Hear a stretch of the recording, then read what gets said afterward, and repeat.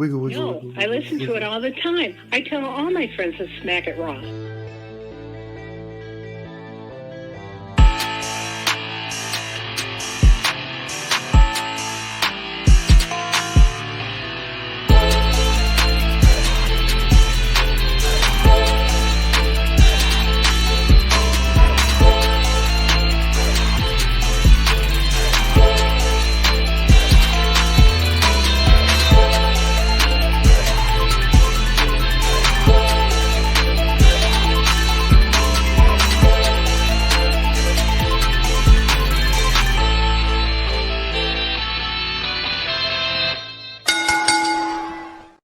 Following podcast contain mature content. The views and opinions expressed by the host are not necessarily those of the host. Listener discretion is advised. Ladies and gentlemen, welcome to the Smackin It Raw Podcast, the #1 wrestling podcast on Pornhub. I am your host this evening, the Pornhub Poppy, the Salt in the Spirit Swallow, Daddy Delgado, SES Vince, and I just got 2 words for you. Daddy's back. Joining me is fellow Pornhub Poppy, the Shaman of She-Leet, the Sultan of Step on Me, the hardest working woman in all of podcasting. She is the host of the She-Leet Showcase, the host of Inside the Mind of, host of Storytime with Kitty Kinzy Baby. Of course, I'm talking about Miss Kitty Kinzy Baby. What I don't have a voice right now. It's okay. Oops. Joining us is, of course, probably el amor de mi vida, aside from my fiance. He is the honorary Oos of Creation World. He is a chef by trade and a mark by choice. The Will Gray. How are you doing, Gray? Hola, papi. ¿Cómo estás? Muy bien, muy bien. Gracias a ti. Everybody's being Mucho Spanish. mejor. What up? Katie, mi amor, ¿cómo Called estás? you a whore. Can you believe? It's crazy. As you can see, there's no warden today. The inmates are running the asylum. Matt has a real life job, so he didn't want to do the podcasting thing today. So we decided to take the reins. It's not even that he didn't want to. He quite literally can't because he's working overnight. If he wanted to, he could have. This man was willing to podcast after the birth of his daughter, yet he doesn't want to podcast at work. No excuses. No. See, it's different. Because at your job, you could have. His job, he can't. Excuses. Regardless, there are no excuses here for why you shouldn't be following us and watching us live, because we are currently live on twitch.tv/Creation World, where you should go ahead over there, follow, like, give us a free subscription. If you have Amazon Prime, instead of giving Jeff Bezos that money, you can go ahead and gift us an Amazon Prime subscription, completely free every month. Everybody gets it. So if you got Prime, go ahead and do that. Get Prime if you don't have Prime, so you can get Christmas gifts and then gift us a subscription. But if you don't give us a subscription, give it to Katie, because she's an affiliate now, so she can get subscriptions now. If not, give it to River City Radio. All 3 are wonderful options this Christmas and holiday season. Of course, we're also live on youtube.com/Creation World, where if you're already there, you should go ahead and subscribe, because it's 100% free to do so over there. Hit the like button and go ahead and just turn on the bell notifications. Flick that bean right there so you know when we drop a brand new video and when we go live. Kitty, what does that help us do? No. Oh, wow. He called on me and not you, and you're the one who said it. That's wild. It helps boost the algorithm and help find new listeners. Well, for the people on Twitch, what does that help us do? It boosts the algorithm and it helps find new listeners. There you go. Exactly. Why did you make it say it twice? You should have just had him say it. Look at all those emojis Where are on the Where are screen. these coming from? What is happening? I don't know. I love it. But yeah, no, I just wanted to say it twice because I couldn't figure out who I wanted to say it. So I'm just like, I'm gonna have both of them say it. So what you could have done was you could have had Will do that, and then you could have been like, Katie, what is Matt? And I'll be like, oh yeah, well he's not here, but I'll put him over anyways. Matt's a whore, and you gotta spread him around. Share it with share it with your friends, your dog, your girlfriends, your the ghosts of Christmas present, past, future, all the people. He's, I don't know what's going on. Jesus wants me to do the whole show in Spanish, and I would, but we don't have subtitles. We don't have that kind of budget for subtitles. Will can translate every single word I say because I trust his Spanish is fluent and flawless, but also Katie speaks fluent Spanish, so both of them can translate. So I guess we could do that. Between the two of us, we'd get fairly close. I'd say 60%. Yeah, that's true. I would say think that's being conversational. very generous. But let's keep this next section of the show purely in English. We're talking about news and rumors, and this is where I hand off the baton to Katie because she does all that work because Matt refuses to do it anymore. That's not true. I just have to do it twice, but it actually makes my job easier because I write down my notes for news and rumors, and then whatever I haven't talked about on Smackin It Raw, because like how things work, I write them on a little sticky note for this show, and then ones that I talked about on my show, I will then write in my notes, and it's a whole thing. But we're gonna start. So MJF, Maxwell Jacob Friedman, some people scumbag, has a torn labrum in his left shoulder. He will still be wrestling. He's also has like hip issues. But he is said he's still gonna wrestle. He will be fighting a Samoan named Joe at World's End, December 30th. Yeah, that's okay. Yes, December 30th. Doable. Yeah, so he'll be doing that. Hopefully, maybe after, if he loses, he probably will lose. He can go get that taken care of. Hopefully, fingers crossed. QT Marshall, y'all know QT. That was a guy. QTV was a thing. Yes, people remember. Yeah. I kind of. I concur. Tweeted a statement saying that at the end of the year he will be leaving AEW. He has fulfilled all of his duties and things. He was working backstage a lot. He wasn't really on TV. He's been doing stuff in the indies with the AAA.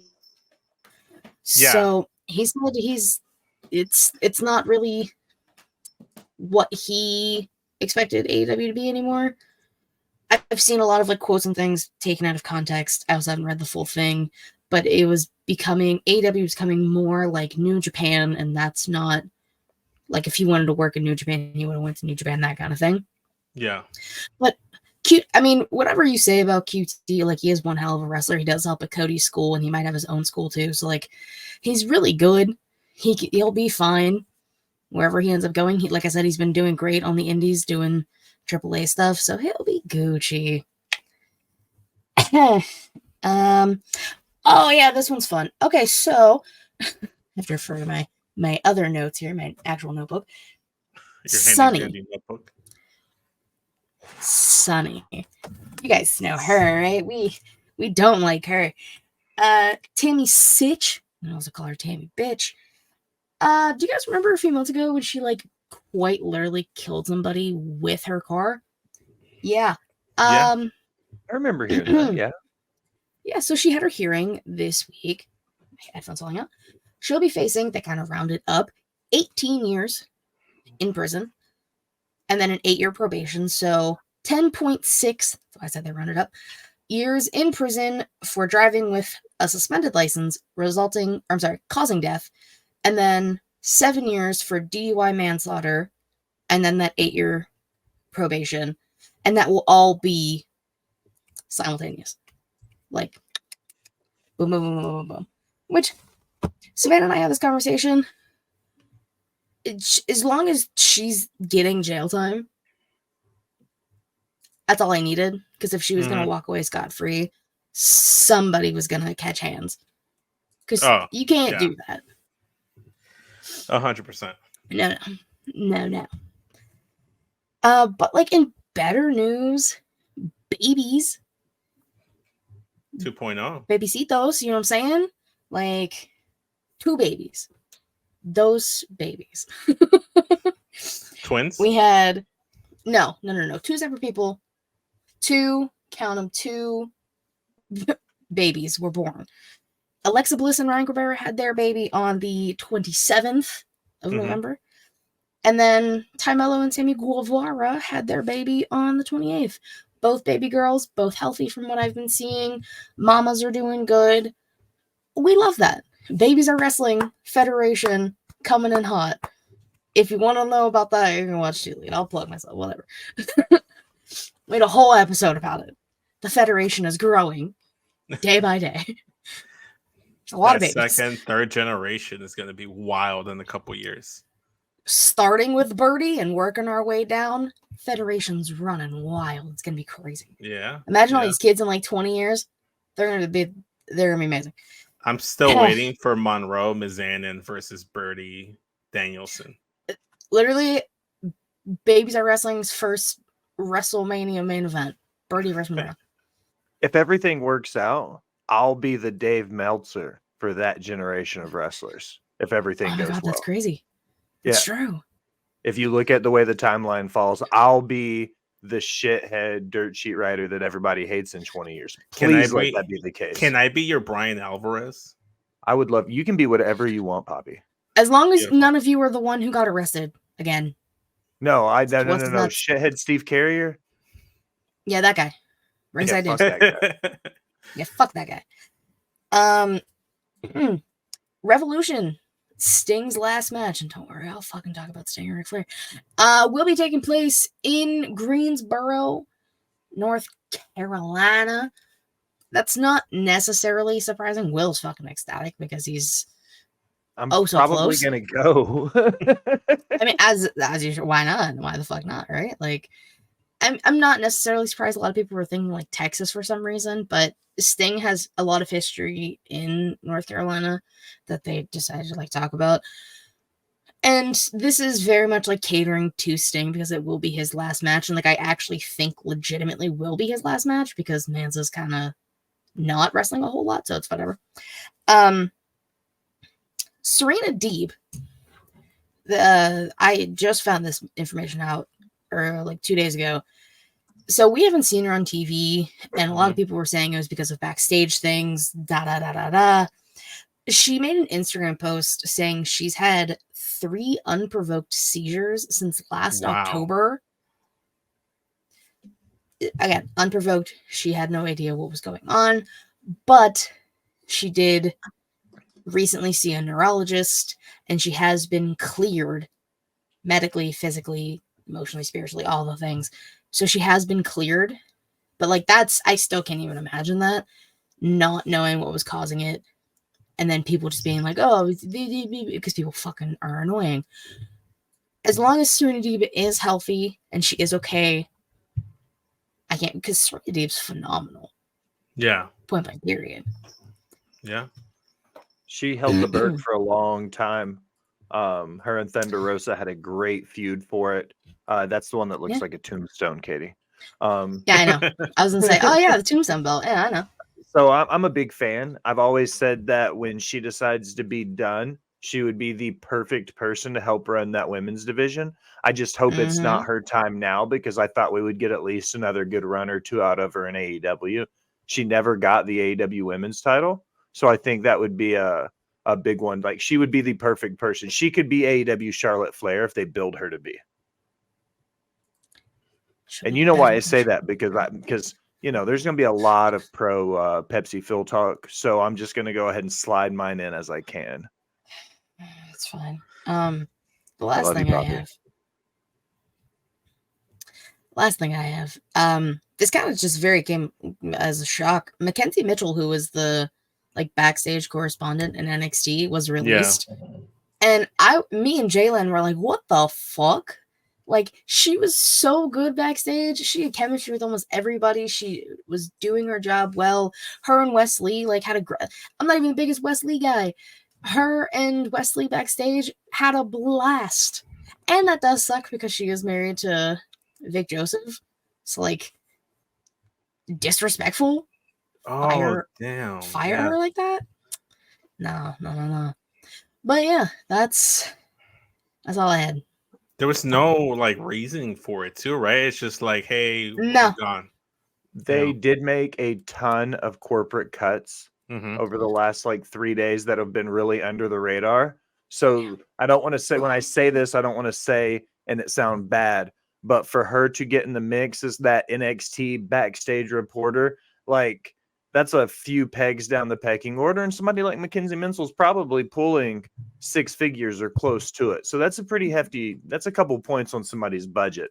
So it sucks that she's one of the innocent bystanders, but they were making huge cuts last week for corporate level stuff. I've also noticed that Alicia Taylor isn't ring announcing in NXT and hasn't been the past like 2 weeks.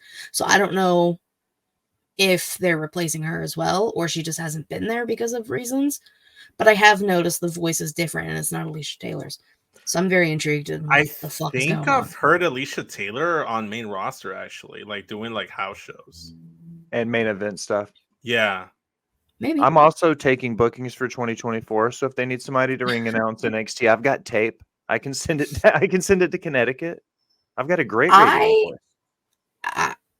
I might sound like shit right now, but y'all talk to me on a good day. You have a voice of a goddess, Katie. Don't lie. Oh my god, thank you so much. Thank y'all. Okay. Anything else, Katie? Nah, that's actually I lied. JK. Kevin Owens. We'll talk about him. But like fractured his 4th and 5th something in his hand. When was this? During the match on SmackDown. Get the fuck out of here. Swear to God. That's what they said. That's what WWE said. You can check the Twitters. That's what they say. Because he hurt his hand in the match. I don't remember what happened because I was like low-key not really paying attention. I was eating some food. Mm-hmm. And then I saw on Twitter today that they had him like get x-rayed hand thing, so he'll be out for a little bit, I guess. But he's also in the thing for the, I don't know. Well, the United States Championship tournament, like they're having 2 matches next week, which is going to be Santos versus Dragon Lee, and it's going to be Karrion Kross versus Bobby Lashley. So that gives him an extra week. So I would imagine if he were to compete in his match, it would be 2 weeks from now. So hopefully by then he'd be okay. So I don't know, just tape it up like Kobe Bryant used to in the NBA Finals and just play through the pain. I mean, no pain, no gain. He'll probably end up doing that in some capacity, but like again, tis what I was told via the interwebs, via WWE's Twitter. Okay. So. I have a little bit of insight on this as somebody who's broken his hand. My 3rd metacarpal on my left hand is pretty much held together by a metal rod and a couple screws. I've had the same break that Kevin Owens has. It's not his fingers; it's the back of his hand. Yeah, fourth. These are your metatarsals. These are your metacarpals. He broke these bones, not these bones. Those ones.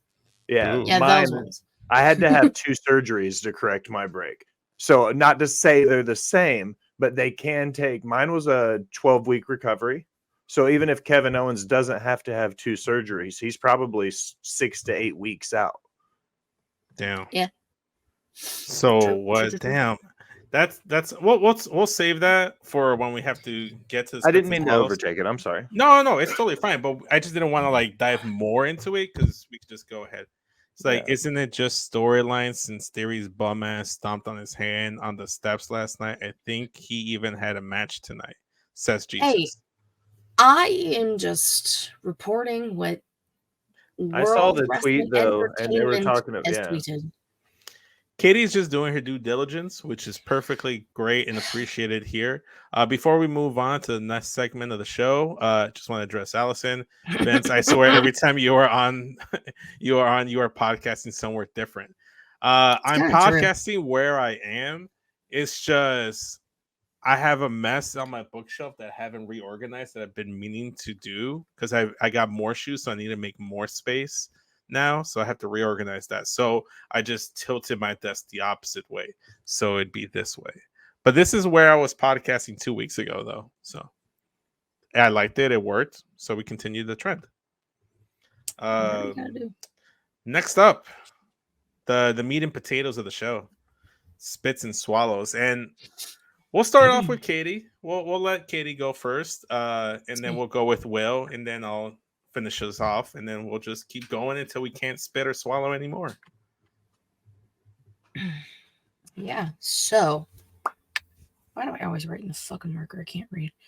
I have one pen that I always end up writing with, and it fucking sucks. So I have to angle this right. I am swallowing Randall Keith Orton coming back jacked and looking like a snack. This man just grew and looks great. He had a confrontation with Mommy Rhea, who looked beautiful as always. She looked like something straight out of the Matrix, and I was down.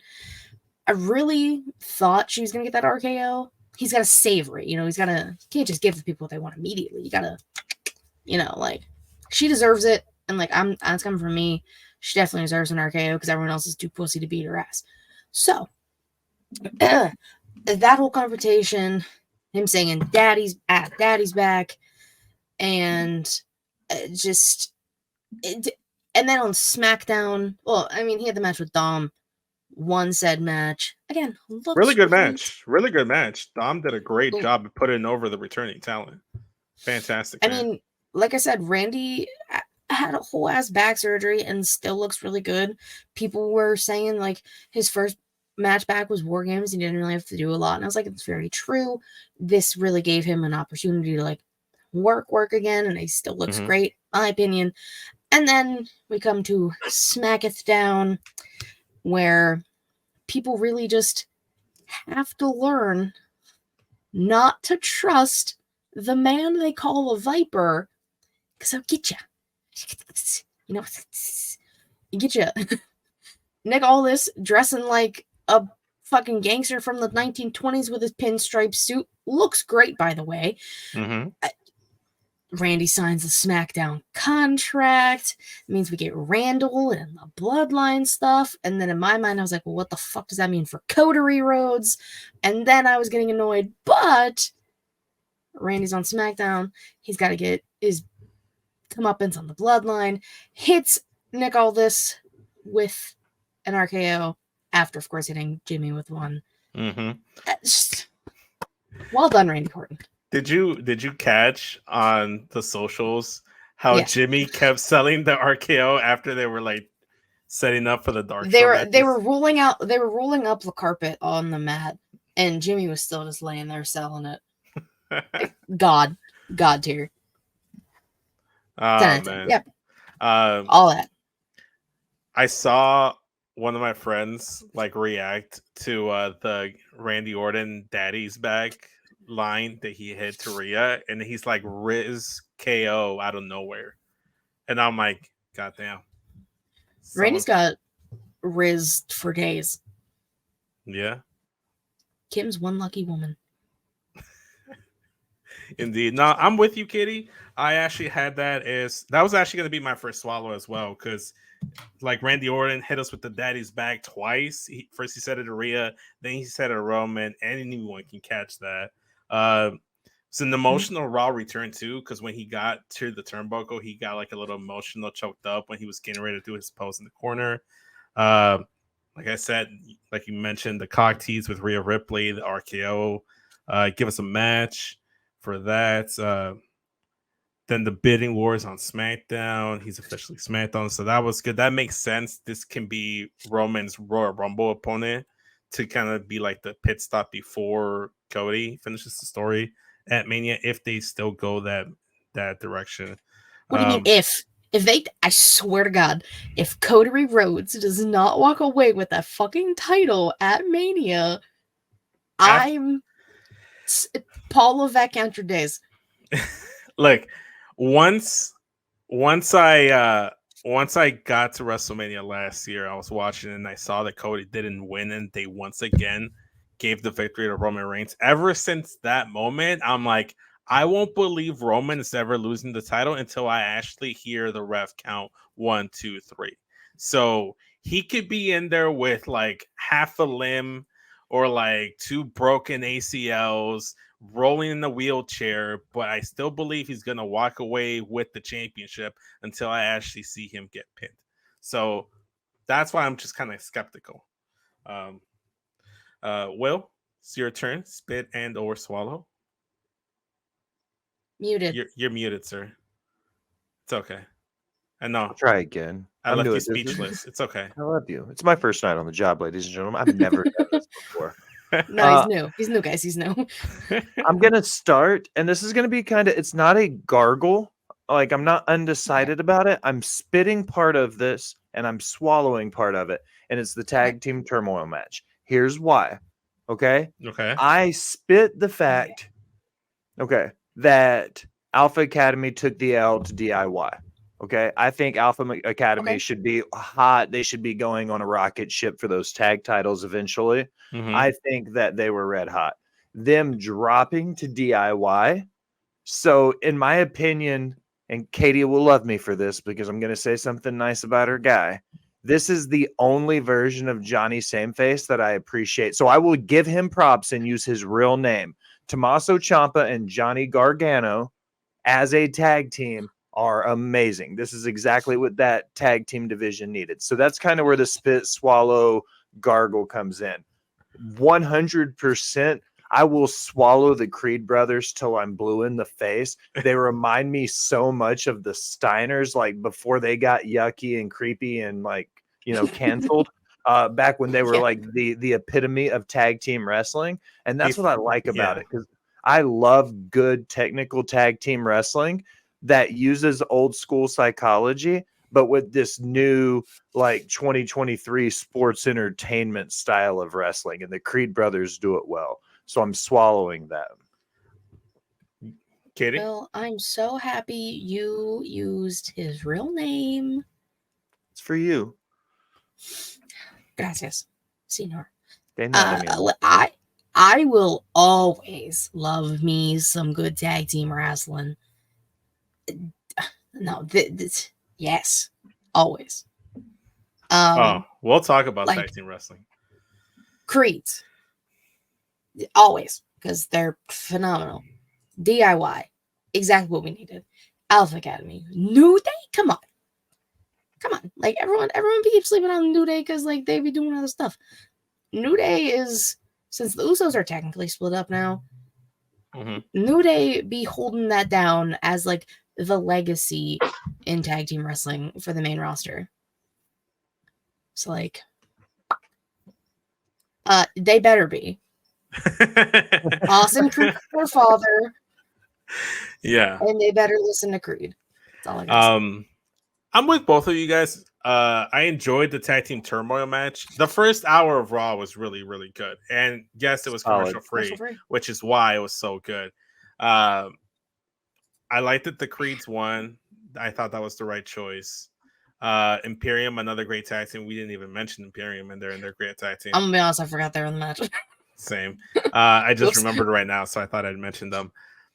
I feel like a little confused why they went with Tozawa. It was Tozawa and Otis in the match, right? It wasn't Gable. Yeah, I mean, Master Gable's gotta let the other ones get a chance to shine, you know? Because I was gotta show himself.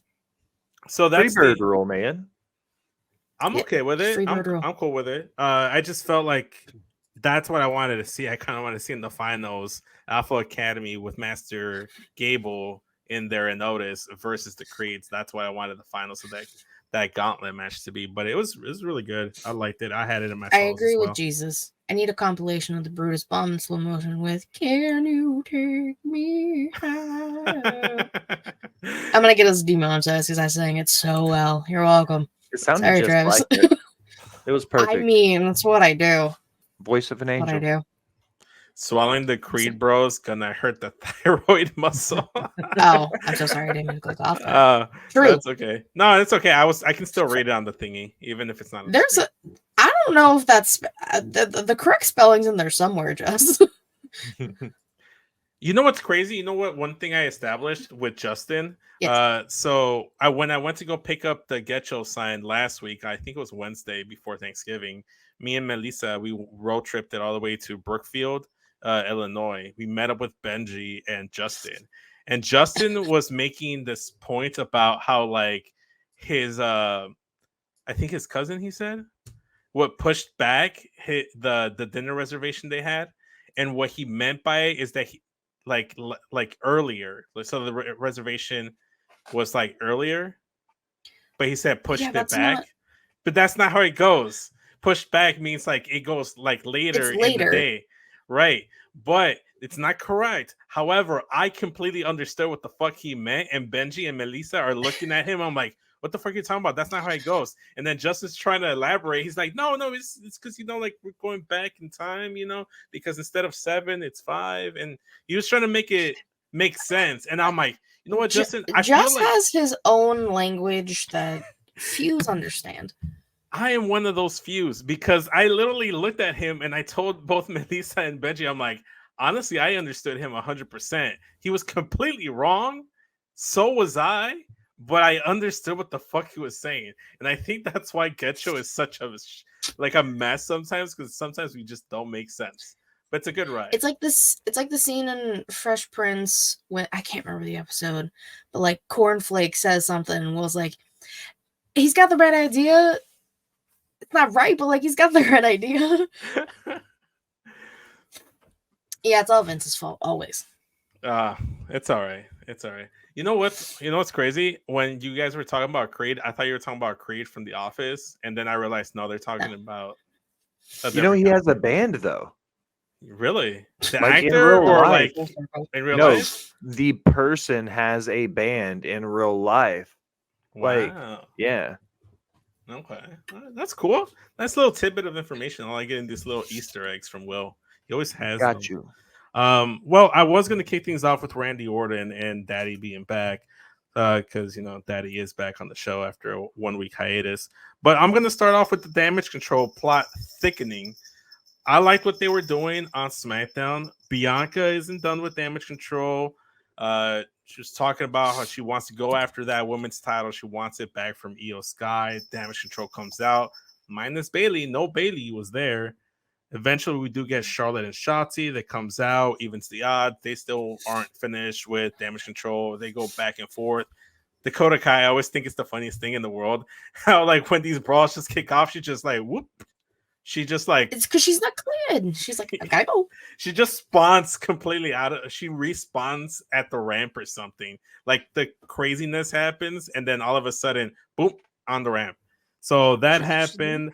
They set up a match later on for Kyrie and Bianca, and later on we have a backstage segment where Bayley was like, "Hey, what happened? No one told me." Io was mad. It looked like all three of Io, Asuka, and Kyrie were kind of like upset with Bayley for not being there, and even Dakota was like, "Where were you?" I'm like, "No one told me," says Bayley. She wasn't in the group chat. She never got the message. That Io very aggressively, I don't know if you guys noticed this as well, but Io has been very aggressive towards Bayley the last couple of weeks. Like, she's done with her bullshit now that she has her homies with her now. And she's like, You're going to help out Kyrie. You're going to be in her corner. You're going to help her out. Later on, they get to the gorilla position, and he's like, Bayley, are you okay? You don't seem okay. Never mind. You stay right here. Kyrie's got this. Bayley, still trying to be the team player that she is, comes out, tries to help out Kyrie, gives her the assist, tries to help out with the alley-oop. However, Kyrie wasn't able to capitalize. She still takes that L to Bianca Belair. And I feel like that's kind of like the story of Damage Control right now with Bayley. Bayley's trying her damnedest to help, and there's a lot of miscues with the rest of the members. Maybe it's because they don't invite her into the fucking group chat. Don't let her sit with her. Maybe. If you notice in War Games, Bayley saved Io from getting pinned, saved Asuka from saved getting everybody. pinned. And yeah, and she took the bullet, she took the spear away from Kyrie, and then she took the pin. And then when it was time for someone to save her, she took everyone's finish, and then no one was there to help her. Like, I don't know if it's by design or maybe I'm just reading too much into it. You know what's happening? What? That's what happens when a really, really dastardly heel has to make a babyface turn. Like, they're setting it up. I say it all the time on Botch Bots, no free shoutouts, that Triple H butch everything he does like an old school Memphis wrestling show. And this is one of those trademark things where he's going back and calling it back and making Bayley eat all these losses for her team to make her the underdog. That's how she's going to be that baby face when that turn comes. I Oh, hope yeah. it's not all the way back to hug me, Bailey, but I think it's coming. I think there's like a hybrid that they can find. Let's read off the comments real quick because I saw Katie was put it on the screen real quick. It's okay. I was never invited to the cool kids table. I was the emo kid at the table because shit happens. Jesus says Bailey's setting up the shots. It's not her fault. The rest of damage control isn't making the shots in the hoop. Honestly, that happens in basketball. You can assist, give your teammate an wide open shot, and they can still miss. Same thing in football. It happens. Jesus also saying Bailey for a Rumble winner 2K24. And honestly, I think that's who should win. I think Bailey should be the Rumble winner, and that should be the women's match on the SmackDown side. It should be Bailey versus Io Sky. I think that'd be fantastic.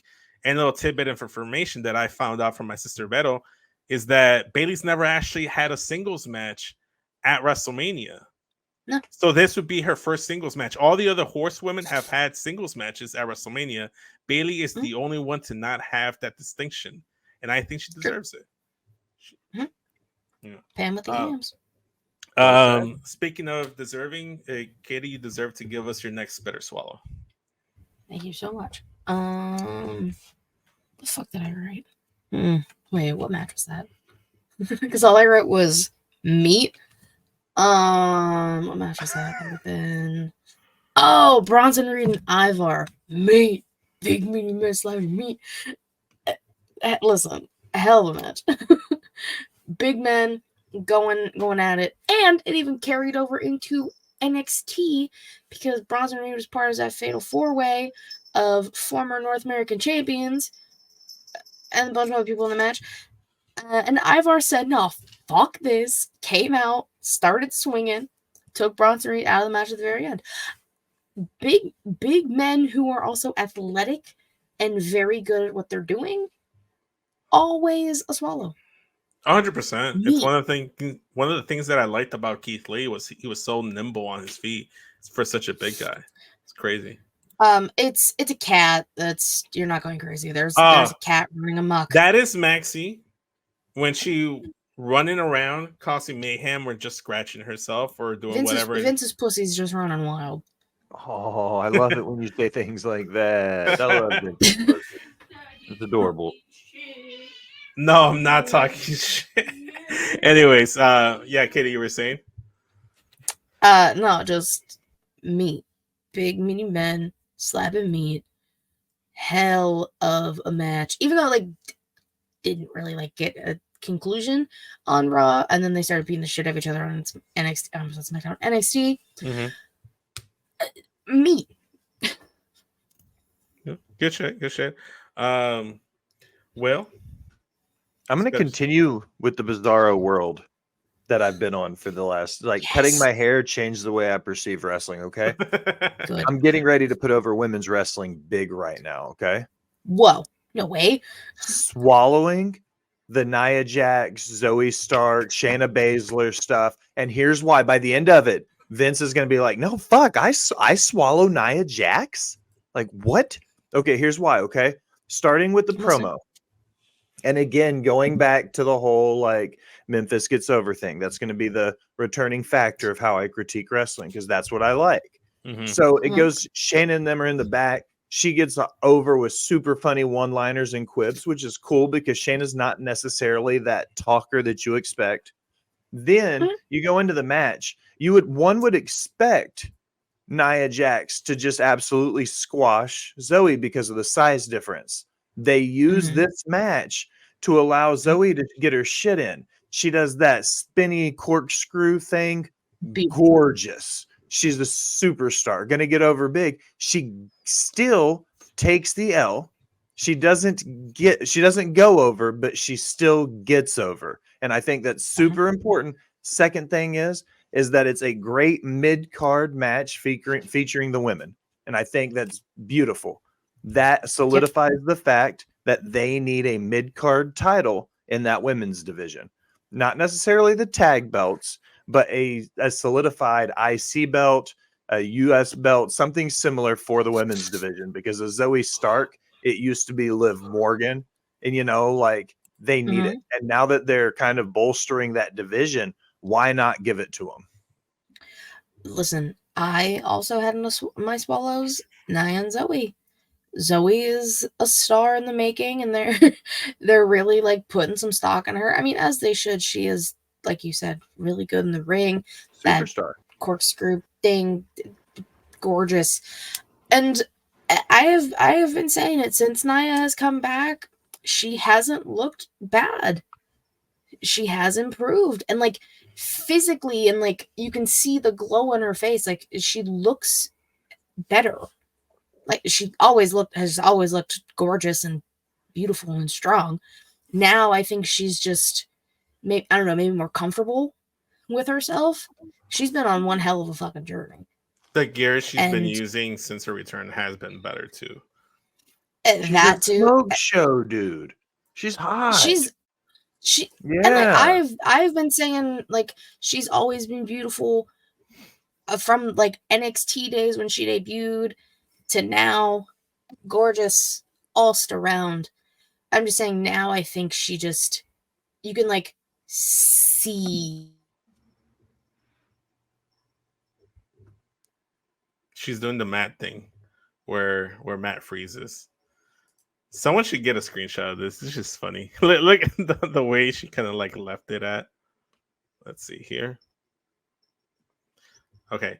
We're going to continue until Katie comes back. Figure that out. I'm just going to move on to my next bitter swallow. And Katie somewhat already talked about this already when she mentioned the Bronson Reed. Oh, Katie's back. Never mind. Am I back? Yeah, you're back. I have no idea why the fuck my Wi-Fi just shit the bed. You just froze and you were like this the whole time. You did. And then I froze with you. He did a robot. Thank you. I have no idea what the fuck just happened. I don't know why it dropped like that. Okay. Did you want to finish your thought? No, I'm annoyed now. Go. Okay, well, stupid. Unfortunately, sorry, Katie, that happened. But what wasn't annoying was that NXT main events, that Fatal 4-Way that you briefly talked about, but I'm actually going to swallow the actual match itself. By the way, swallowing and thanking the soon-to-be future prospect GM Dominic Mysterio, because he was cooking when he cooked up that match. He set up Wesley versus Bronson Reed, like you mentioned, he was in there. Johnny Gargano and Cameron Grimes, all former North American champions. I thought the stipulation was #1 contenders match, but apparently it was only for Wesley. If he won, he gets the #1 contendership. If he loses, he never gets to challenge Dominic ever again. Which kind of like, I was watching the match, but the entire time, I don't know if this happened to you guys, I was questioning myself. Why the fuck does why are Johnny Gargano, Cameron Grimes, like going through this kind of like grinding type of match to kind of like do a favor for Dominic? You know, Dominic was kind of like implying on commentary that he paid them off to get them there, which that makes sense from Bronson Reed because he's already been paid for hire type of guy in the past with The Miz. Cameron Grimes I can kind of get, but you know, he has a bunch of money, so why would he fucking need it? You know, with those GameStop stocks, you know, he still's got a bunch of money left to go. Johnny, this doesn't seem like up his alley to like take a bribe, you know, like I thought he still had money from whatever Dexter had that he got paid off from Miz. So I just thought it was weird that these guys were like putting on a great match, fantastic match, but I thought to me it just didn't really make a lot of sense for them to go as hard as they did just to prevent Wesley. Like if they were all heels, they were paid off by Dom, it would make a little bit more sense. But that was a nitpick. But I'm swallowing the match because it was fucking fantastic. Wesley won, which now we're gonna get Wesley versus Dominic Mysterio next week at Deadline for that North American title, and that's gonna be my main event of the pay-per-view. Or PLE. Crazy that's literally next week. I literally forgot. I thought it was 2 weeks from now, and then I was rewatching the main event because I didn't get to watch it fully. I watched it bits and pieces. So when I went back and watched it, and they said, "Oh, December 9th," and I'm like, December 9th? Why does that sound familiar? Isn't that when we're supposed to record something that's hush hush that we won't talk about until later on? And then I'm like, wait, that's next week Saturday. What the fuck? When did that just snuck up on us? Crazy. Surprise. Crazy. Snuck up on me just like my cat. So Meow. Katie, your next bitter swallow won't sneak up on us because it's next. Oh, it's my turn. Oh. I'm going to swallow the family, the Don and Channing Stacks Lorenzo, successfully defending their NXT tag team titles against the Werewolves. Perros del Mal. Werewolves. You can say whatever you want. Those are werewolves. No. But they cannot defeat the family. I love the fact that like towards the end of the match, Don's like, I love you, and like does the Italian kiss on Stacks before almost. Just yeet. I mean, it was love. It was like, I love you like a brother. Mwah, mwah. Yeet. I'm gonna do worked. that to Will. I'm gonna kiss him. I'm gonna be like, I love you like a brother. Mwah, mwah, mwah. I'm gonna throw him at Matt. That's what I'm gonna do. You're gonna yeet me? I'm gonna yeet you onto Matt. Vince, I'm over 6 feet tall and weigh over 200 pounds. If you yeet me, I will love you. I already do, but I will be thoroughly impressed if you can yeet me. It's like he speaks Spanish and he can throw me around. Sign me up. God, dude, I already have a boner. I need to leave. Anyways, Kitty, sorry. God damn it. No, it was a great, match literally started on the ramp. They were scrapping, they were brawling, they were doing the things. And the tag team division in NXT, red hot. Yeah. I mean, even with the Creeds moving up, you still have plenty of teams to hold it down. And the family, the Don, Tony D'Angelo, and Stacks at the top, where they belong. Thank you. I'm with you. I had that as one of my swallows as well. The Don and Stacks versus Los Primos Werewolves. Garza. It was a really good match. It started off hot, fantastic. I love the bit where Stacks kicks out and inadvertently low blows Angel Garza. He just makes the funniest face in the world. I don't think it was it. I mean, I don't want to believe literally did low blow him. He did, right before. But I would like to believe that the underboss Stacks is above using those means. I would like to say that was a happy coincidence. He didn't even intentionally do it. I don't think he needs to do that. I think he was just making it even. I don't know. Two wrongs don't make a right. I don't think that's something that the Don would approve. Unless. Okay. Will. Spit or swallow. This is my last swallow from Raw. Okay. I also love the family, by the way. Tony D'Angelo, love tag team wrestling. Love it. We were just talking about that. Yeah. Swallowing anything, R-Truth. Yes. Oh my God. I forgot that happened. At Survivor Series, my big return. I knew Katie was going to go hard this week on Randy Orton. Mm-hmm. So I was like, a lot of that stuff I was leaving off. I love, glad he's back, glad he's healthy, wanting blah, blah, blah. So I was like, okay, I'll leave all that to Katie. I know she's going to hit hard on it. You know, some of the LWO stuff, I was like, Vince has that. You know what? Fucking Ron Killings. Our fucking Truth is back. I said, that's a Will Gray swallow right there. I said, nobody else on the show is going to talk about it. I'm bringing it up. He's back. He does the killer comedy skits, and he can just put it in with anybody consensually, of course, always. But the Jelly Rolls in Nashville with Jelly Roll being there, making a mess in Judgment Day's like little hangout place, ruining the couch, like taking the L, and then amazing, like beautiful, exactly beautiful. So I'm swallowing R-Truth. Big fan. He's a friend of the show. Love him. The man is a national treasure and needs to be saved always. Oh yeah, hasn't aged a day whatsoever. That man's been bathing in the Lazarus pit or something. Funny tidbit of information. Actually, I meant to mention this last week. I don't know if I did or not on the post show. So you know how when Jay was doing his like taunt on top of the shark cage and stuff, and then there was the video of R-Truth doing it as well. That row where he was at the very end of that row, I was on the same row all the way by the barricade on the front.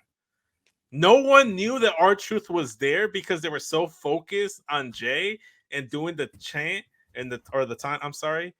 That he got away scot-free without anyone asking for like a picture or autograph. No one knew he was there. He snuck away like a thief in the night. That's amazing. It's great. I love R-Truth. Love R-Truth. Love him. Someone that I love as well. Let's see where it is. A little conflicting here because they split up my faction. I don't know what the future of LWO is going to be, but I'm going to swallow actually Santos Escobar versus Joaquin Wilde. I thought it was a really good match. It wasn't like the longest match. It wasn't like the most crazy match. That was great for what it needed to be. Another match to showcase Santos on the weekly show. After the match, after Santos gets the dub, actually, he attacks Joaquin Wilde. He gets the save and the assist from Dragon Lee. Dragon Lee chants echoing across the building, "This man is over," which is what I love to see. WWE, I feel like, have finally found that masked luchador that they've been looking for since Rey Mysterio, that they wanted Sin Cara to be, and they have it in Dragon Lee. I thought it was really good. And he's not done with Santos. Obviously, we find out later that they're going to face each other next week, and it's going to have some stipulations in there as well. There's going to be this match is going to be of consequence. My question is, at this point, do you just have Dragon Lee join LWO since he's already doing a lot of LWO assists for Carlito, for Ray, defending Ray's honor, and then he helped with the assist with Joaquin. There's still a little levels of intrigue where Santos was still trying to like talk to Joaquin Wilde last week on this past Friday on SmackDown yesterday, where he was trying to like be like, you got caught up in the moment of Rey Mysterio, like I've had your back type of thing. Like if you snap back into reality, you let me know, I might accept you back into the fold. And I think I think what this should lead to is the reformation of Legado de Fantasma with Cruz and Joaquin Wilde rejoining Santos, seeing the light, so to speak, and pairing them up with Selena Vega as well. And then now you have Rey Mysterio, Carlito, Dragon Lee as the sole LWO members. And then if you need a mouthpiece, there's been rumors after Rey's induction ceremony at the Hall of Fame that this person had talks with Paul Levesque, Triple H. Maybe you bring in Conan to be the mouthpiece for this version of LWO. And now you have Conan, Rey Mysterio, Dragon Lee, and Carlito. I think that'd be a cool. That kind of feel like the Filthy Animals back in WCW. What about Los Lothario? That's exactly what I was gonna say. Mm-hmm. I've seen like conversations about the werewolves coming up and joining Santos instead of Joaquin. Garza and Cruz and them. Joaquin. They always change their names from what I knew them before, and then I'm just like, I don't know which one it is. It's LWO instead of reforming that version of Legado. You get Legado with the werewolves and Santos. So you get a Serpiente and werewolves. Boom, Legado del Fantasma. Because that's what I was thinking. And then you could still have Zelina be like, fuck you guys, and join the baddies, because Zelina works better as a heel manager and just a heel, period. So I say let her do that. Well, what was your point that we were going to make before I interject with mine? No, I was gonna exactly what Katie was gonna say is Los Lotharios. I think having them get that call back up to the main roster with Escobar would be a fresh set of, like, I guess a fresh tag team in the mix for for the faction. Plus, if you keep Joaquin Wilde and those guys over there with the LWO and Dragon Lee and Carlito and Ray, then it'll give you that good and that yin and yang back and forth, like in the Chaos versus Bullet Club in New Japan. Yeah. Your CMLL has the really good, I can't remember what they're called right now, but Los Facciones Ingobernables is their heel faction. That yin and yang back and forth. And I think this is the perfect opportunity for them to pay homage to some of that luchador history by having these like going back and forth factions. One could say this could be the Wolfpack versus NWO Hollywood.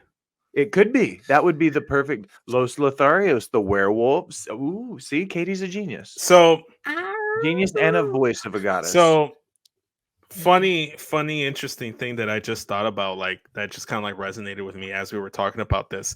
Selena being a heel manager, if we remember, not only was she managing Andrade at one point in time, she was also managing Austin Theory and Angel Garza. So there's history there. I was a proponent back when I was on Smack Raw saying that they shouldn't have Austin Theory in there. They should substitute him with Humberto Carrillo, which is already cousins with Angel Garza and could be a great tag team with him. Long and behold, now in 2023, they are a tag team. However, I could also see them be aligned with Rey Mysterio and be the tag team with Rey Mysterio because they're kind of like borderline tweeners on NXT, at least in my eyes. Maybe that's just my like bias showing clearly there. That's your bias. Yeah. Vince, your bias is showing. It's okay. Where? I always show it for Will.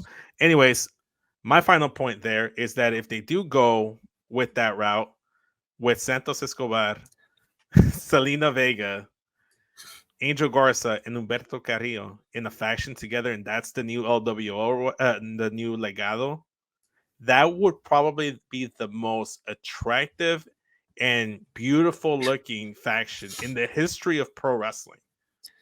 Think about it. Look at how attractive all three of those men and Selena are. God damn. Sir, damage control exists, so you're wrong. No, I'm sorry. Do they take off their pants before they wrestle like Angel Garza? I think not. I would love to watch that though. Think about the views. Think about the views. Yes, exactly. Oh my god. But yeah, so that's my swallow. Katie, sorry. Got lost in Will's eyes. Is it my turn? Yes, it is your turn. Because cool. I was last with the Santos stuff. Oh yeah. What the fuck does that say? Oh, okay. I figured it out. Again, pink. I shouldn't be doing it. I'm gonna go back to NXT. I'm gonna swallow Kalani versus Kiana for the spot in the Iron Survivor match. If you remember, Kiana was in it last year, put on hell of a performance. We were all shocked. Yeah. And Kalani is their, even though she didn't win the breakout tournament, she is like their newest star. The match was great. Yeah. But you know what sighting we got in the crowd, folks? We got a Thokita sighting. Ooh, she's almost back. I'm very excited. I love Nikita. We miss her. Me, him, Matt, people, the collective, the crew. I've been. Yeah, Vince doesn't. I'm not a fan. I don't hate her. Do your thing. Hate her. She's just not for me. You know, I don't like onions on my burgers. She's the onion in my burger. How dare you? Wow. The tomato in my burger. I don't like tomatoes or. Okay, I don't. No, she's the bacon on my burger. I don't eat bacon burgers. I like my bacon and burgers separated. So that adds up. She's the bacon in the burger. People love bacon and burgers. Keeping it kosher, Poppy. I like it. And I knew I liked you for a reason. I just love bacon. She called me a monster. I think if you don't eat onions as an adult, you You need to realize more food has onions in it than you think. Here- That's all here- I've got to say to that.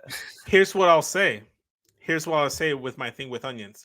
I will cook with onions. I will need onions added to the dish. I won't actually eat the onion because I don't like the texture of the onion. However, if you grill the onions with my tacos, I will eat it. I would love to feed you one night, both Feed me more. just in real life, just feed you, because I guarantee you I could feed you a dish with onions in it and you won't realize that's what you're eating. I like to put that. Challenge accepted. Anyway, Challenge accepted. 100%. Kalani and Kiana. Well done. What a match. It's your show. Tequila in the crowd. It's my show. No, the match was really good, and then next week we're getting the last chance match for the men and the women to make it in the Iron Survivor, which is very intriguing. Interesting to see who would get that final spot. Exactly. Very excited. So is it going to be like a triple threat or like how many? So people? they're gonna be fatal 4-ways. Okay, So it's that gonna makes be sense. it's gonna be Kiana and Roxanne, Thea. Oh no, they are triple threats. I lied. No. It should be fatal four ways. 4-ways because there's four. Yeah, there's 4 competitors in right now. Hold on. I need to look. In Memento? Ooh, what if... Hello? Oh, no, it was... never mind. I don't fucking know. I don't feel like looking. It's all right. It's either a triple threat or a fatal 4-way. Doesn't really matter. Second They're chance. definitely fatal 4-ways. Okay, I don't remember who the last person is for the women. I have not paid attention to many. I'm hoping that Mello wins that second chance match next week because I need him in that Iron Survivor Challenge match. I need him in there. Just for the vibes. Just for the plot. We'll talk about it. Yeah, we'll talk about it. Will, I believe you are next. Spit and or swallow. I'm going to swallow. Okay. I have a lot of my stuff written down was just things that I really enjoyed. I didn't really have a lot of notes for things that I didn't like this week because I'm just trying to keep the negativity out of my life. But you know what I am swallowing, guys? Just think it's fucking awesome. That's Ilya Dragunov versus Nathan Frazier. Oh. Okay. You watched NXT. I did. I watch NXT almost weekly now. Big shout out to my guys over on NXT on Tap, Rivet City Radio, and Off the Top. No free shout outs. Like those guys, Bo and Scows, like convinced me. They were like, NXT is consistent. And I'm going to say it right now because I did only have 2 things about NXT, but consistency is key because when you watch NXT, you know what you're going to get. You're going to get some good tag team wrestling. You're going to get a women's match. You're going to get good progressed storylines. Yeah. Hats off to Mr. Hickenbottom. He might be Booker of the Year just for how he's handled NXT. And this Ilya Dragunov story is great because he's putting on banger matches against those mid-card to low main event status guys like a Nathan Frazier. He's making you convinced that Nathan might have a chance to beat him, but he's not going to. And then at the end of the match, you get the fucking pirate maniac Baron Corbin. He's like, oh, count your days with your belt. I'm coming. So you're going to get a good match between those two. So hell yeah. I swallow, I would say I would swallow more NXT than I spit these days. Okay. All right. Specifically, I like Ilya Dragunov and Nathan Frazier. Okay. Welcome to NXT, bitch. Yeah, I like it. And you came at just a really good time because when they switched over to 2.0, they were doing a transitional period. And I feel like they finally found their footing now and they know what they want to do, what they're going to do. They were trying to toe the line on like how much black and gold are we going to be? How much new 2.0 are we going to be? They found the nice little middle ground there. And I like it. Jesus coined it consistency. I did quit watching 2.0. After the black and gold shift over to NXT 2.0, I almost quit watching completely. After that War Games match with the old NXT versus the new NXT, I took well over a year off of NXT completely. So coming back into it now, I'm happy with it. Past few months have been really good on NXT. Oh yeah, it's on like you guys were saying. It's the most consistent wrestling show. You know where you're gonna get, and that's just the way that you're supposed to do it. It's why they got their CW deal. It's why they got their CW deal. Okay, next Swallow, and then we'll kick it over to Travis. To do his weekly run-in. I'm going to keep things on the NXT, and I'm going to go ahead and swallow the Andre Chase press conference debacle thing where he addressed the rumors and speculations of the allegations towards Andre Chase University. And essentially, in layman's terms, is Mans is into debt because of gambling issues, poorly used the funds for the university for other things he wasn't supposed to. Said it was true, took full responsibility for it, was denying, not answering any questions, sidestepping, Euro-stepping, doing everything he could do to beat around the bush of saying who he owes money to and how much it is. He just said it's a lot of money. The entire time, Duke Hudson is like, Nani? What is going on? What is this? I am flabbergasted. And then you have JC Jane. She's just like, it's true. It's all JC Jane was the fucking star. It's everything she was doing. At one point she did this, and then would do that with her sunglasses, and she was the star. People were bringing up Duke Hudson's old gambling addiction a few gimmicks ago. Guys, he owes money to the fucking family. Big Ange, Adriana, was standing there when they walked in. Yeah. That's where the money's, that's where it's going. So I am fully under the impression that it's not Andre Chase that let that money go, but it was under his vigilance and guidance and watch that he allowed that to happen. So he's taking responsibility for it. But like you mentioned, Katie, Duke Hudson used to be the gambler. I think he's the one that's costing the university the money. I think Andre Chase is going to try and pin it on Duke when it was Andre Chase. My Austin theory is that it's actually JC Jane. No. That shit was happening well before she showed up. Did you just say my Austin theory? Yeah, we saw that from Justin. Sir, it's like you don't listen to the Get Show podcast. No, I do. We all say it on our own shows. Yeah, we all kind of coined it from Justin. I'm not gonna lie. It started with Goran, actually. I was just in the marks with Mike's, no free shout outs. I was just on Get Show, no free shout outs, not too long ago. And I'm in the chat weekly for She Elite Showcase. All the free shout outs. I love you, Katie. So I've never heard that until just now.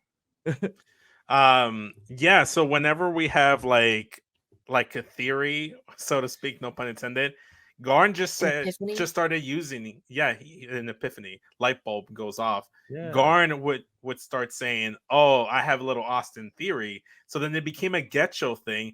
I liked it. I coined it on Smackin It Raw, started saying it. Katie would also say it as well, started using that Shilly Showcase. Now it kind of shows up on Marcus with Mike when you have Justin over there, and maybe even Power Bomb Jutsu whenever he guests on there. But that's just made that bigger, but that's all Garn. That's a Get Show thing. So I like it. There you go. We're good. I didn't mean to interrupt. Again, Katie, it's your show. Thank you. Gracias, señor. It's just listen, like I said, he owes money to the family. Adriana has been the best thing added to the family, which was already fantastic. She's great. I love her. It just Hale's going through it. She's like, my college education money is gone because my professor doesn't know what the fuck he's doing. She's having a mental breakdown. JC Jane is, yes, she could be a whistleblower, but rightfully so. He's gambling the funds from the school away. He's in debt now. He's in debt to the family. Snitches They're get gonna break his stitches. fucking legs.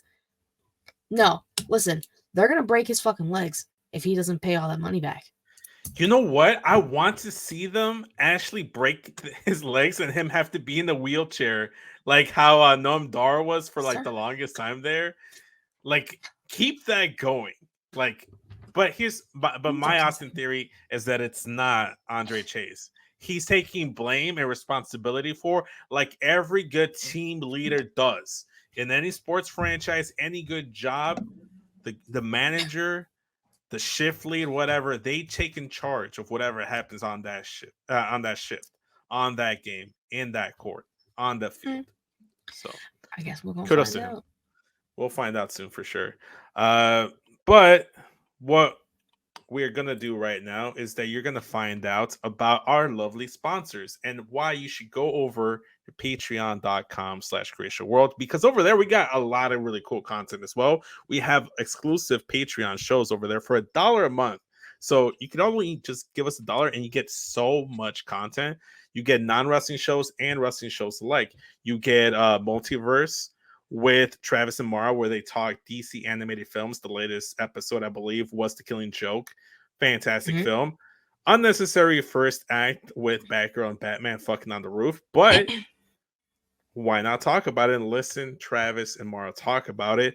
If you want more Travis, he has Returned to Wrestling, where they go back and talk WCW with the Warden Matt Ritter, and he hates it because 9 times out of 10 they're talking about Hulk Hogan, which he can't stand. And if you want more Matt Ritter, and you want more of Miss Ritter, as in Kate, they have their whole, I forget the title of the show. It's like if you have to ask. But no, what's the? So basically, am I the asshole? Yeah. So basically, Kate and Matt are reading "Am I the Asshole" Reddit posts and talking about if that person's the asshole. Basically, if you have to ask, you're probably the asshole, and you get a little bit behind the scenes of like their marriage, and they have back and forth. It's really fun, especially because I love Kate with my heart and soul. So like seeing her just have a great time, that's all that matters. Yeah, for sure. You should, and it only costs you $1 a month, and you get 3 awesome Patreon exclusive shows. Bang for your buck. No pun intended on the Young Bucks. No free publicity over here for them. But yeah, so patreon.com/creationworld. Go ahead, become a patron. Support us. In the meantime, you're going to listen to our sponsors. If you are not already a Patreon, you get the ad-free version on Patreon as well. I almost forgot to mention that. But Travis, why don't you tell the beautiful people about all our lovely sponsors? Bedroom. Then it's time to check out Adam and Eve. Because you see, Adam and Eve is the leading adult toy store that offers a wide range of products to help you explore your sexual desires. Whether you're looking for something to use solo or with a partner, they have everything you need to satisfy your cravings. From vibrators to lingerie, bondage gear to lubricants, AdamandEve.com has it all.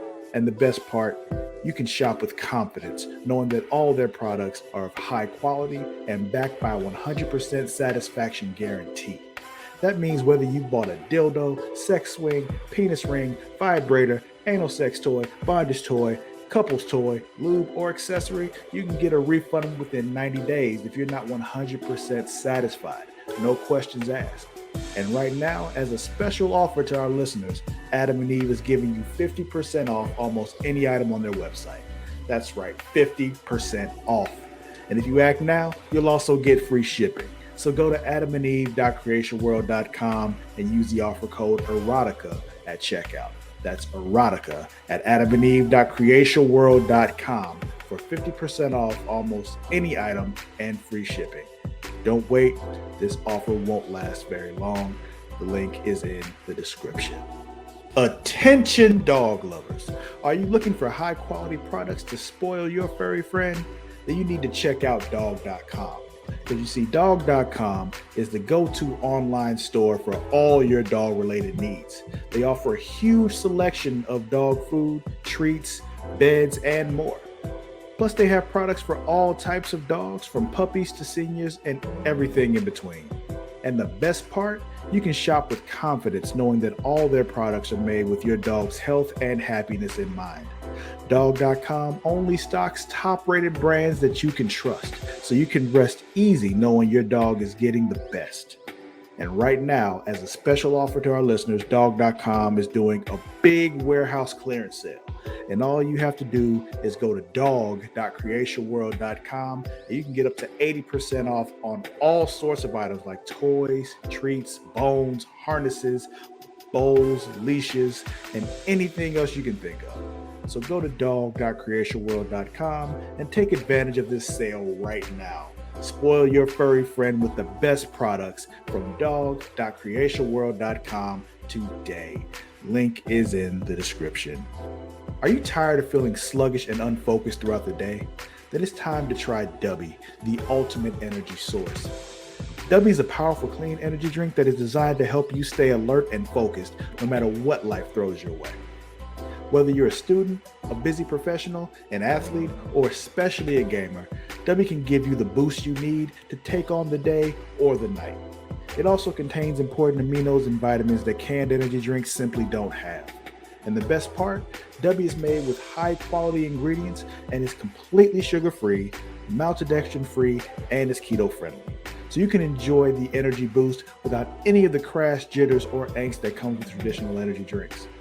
Simply mix DUBBY with water and you'll have a delicious, refreshing energy drink that can help you power through your entire day. And with a variety of flavors to choose from, including Galaxy Grenade, Beach and Peach, and Dragonade, you're sure to find one that you love. So go to dubby.creationworld.com and order your DUBBY today. And for a limited time, use code Creatia at checkout to get 10% off your order. That's Creatia at dubby.creationworld.com for 10% off. Try DUBBY today and feel the difference. The link is in the description. And we're back. Link is in the description. Sorry, I forget I have to mute everyone so that we don't interrupt Travis. I literally was getting ready to mute myself and you muted me. I was like, wow, okay, damn. I take the liberties so you don't have to. I was just doing myself. Oh, I'm so sorry you lost, Will.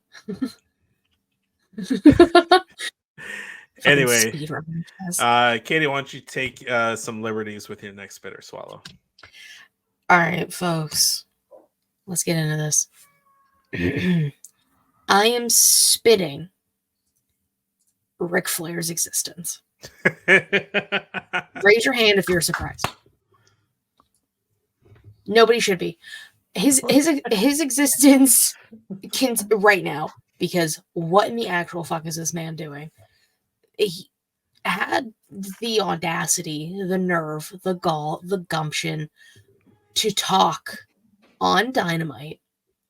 I don't think he knew where he was. I don't think he had any idea what he was saying. He barely probably knew who Sting was. Let's be fair. He kind of maybe knew who Tony Schiavone was. He was just mumbling and stutter. It's just not saying anything of matter. Okay? That's one. Then, because they taped Rampage, people had the liberties of hearing a certain sentence said by Ric Flair live. They cut it out of the broadcast because the people were fucking pissed off about it. Man's, again, yes, Will, or Vince. Would you send it in the private chat? Because I want to know what he said, but I don't want to say it on the stream. Whenever you get a chance. Maxie, come here.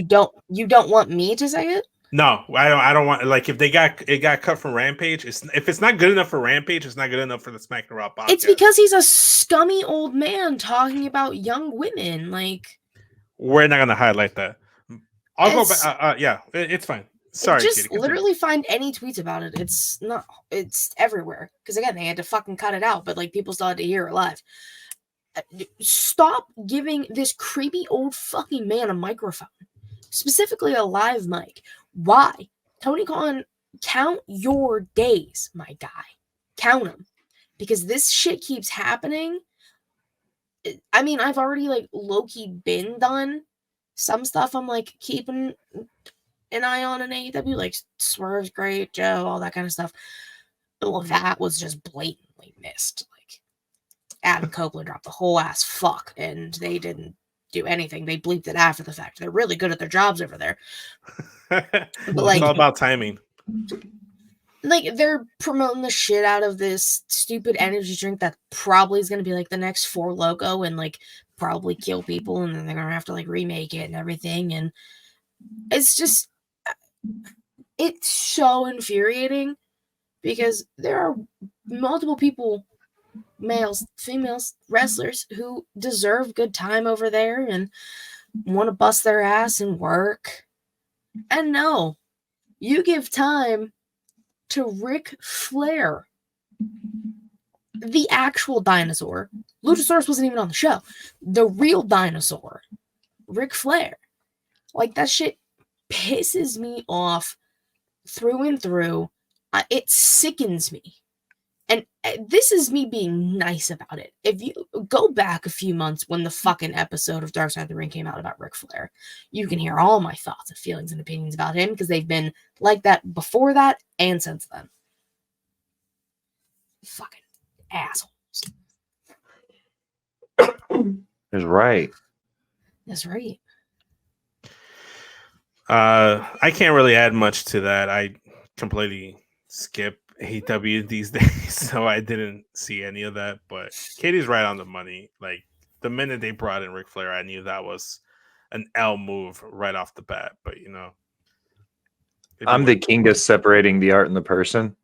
Mm-hmm. I do it all the time. I have the After Dark. I love doing that part of the business because I like talking about the fact that these people are real people with real lives and they do real things. And also with that comes the fact that some of these people do really creepy things. And I think that Flair is one of them where, yeah, he's done all kinds of amazing things for the business, but he's to the point now where he's as bad as fucking Terry in a lot of ways. I would honestly say worse. And that's coming from somebody who's a traditional purist with pro wrestling, and you guys love me for it. I love Ric Flair, the worker, but the more I find out about the man Ric Flair, makes me not want to like him anymore. Yeah, it's. Ditto. I just again, I have no words. Like, how have you not? I get it, appease Sting because like he's in his last run, cool. Like, you're gonna have Sting regardless after the fact. Like, you didn't need to bring in someone who can barely walk, not really talk, slurring, probably whatever. Let's move on to Will's next Bitter Swallow, and because this is just gonna bring the vibe down. Just had to talk about it. I know.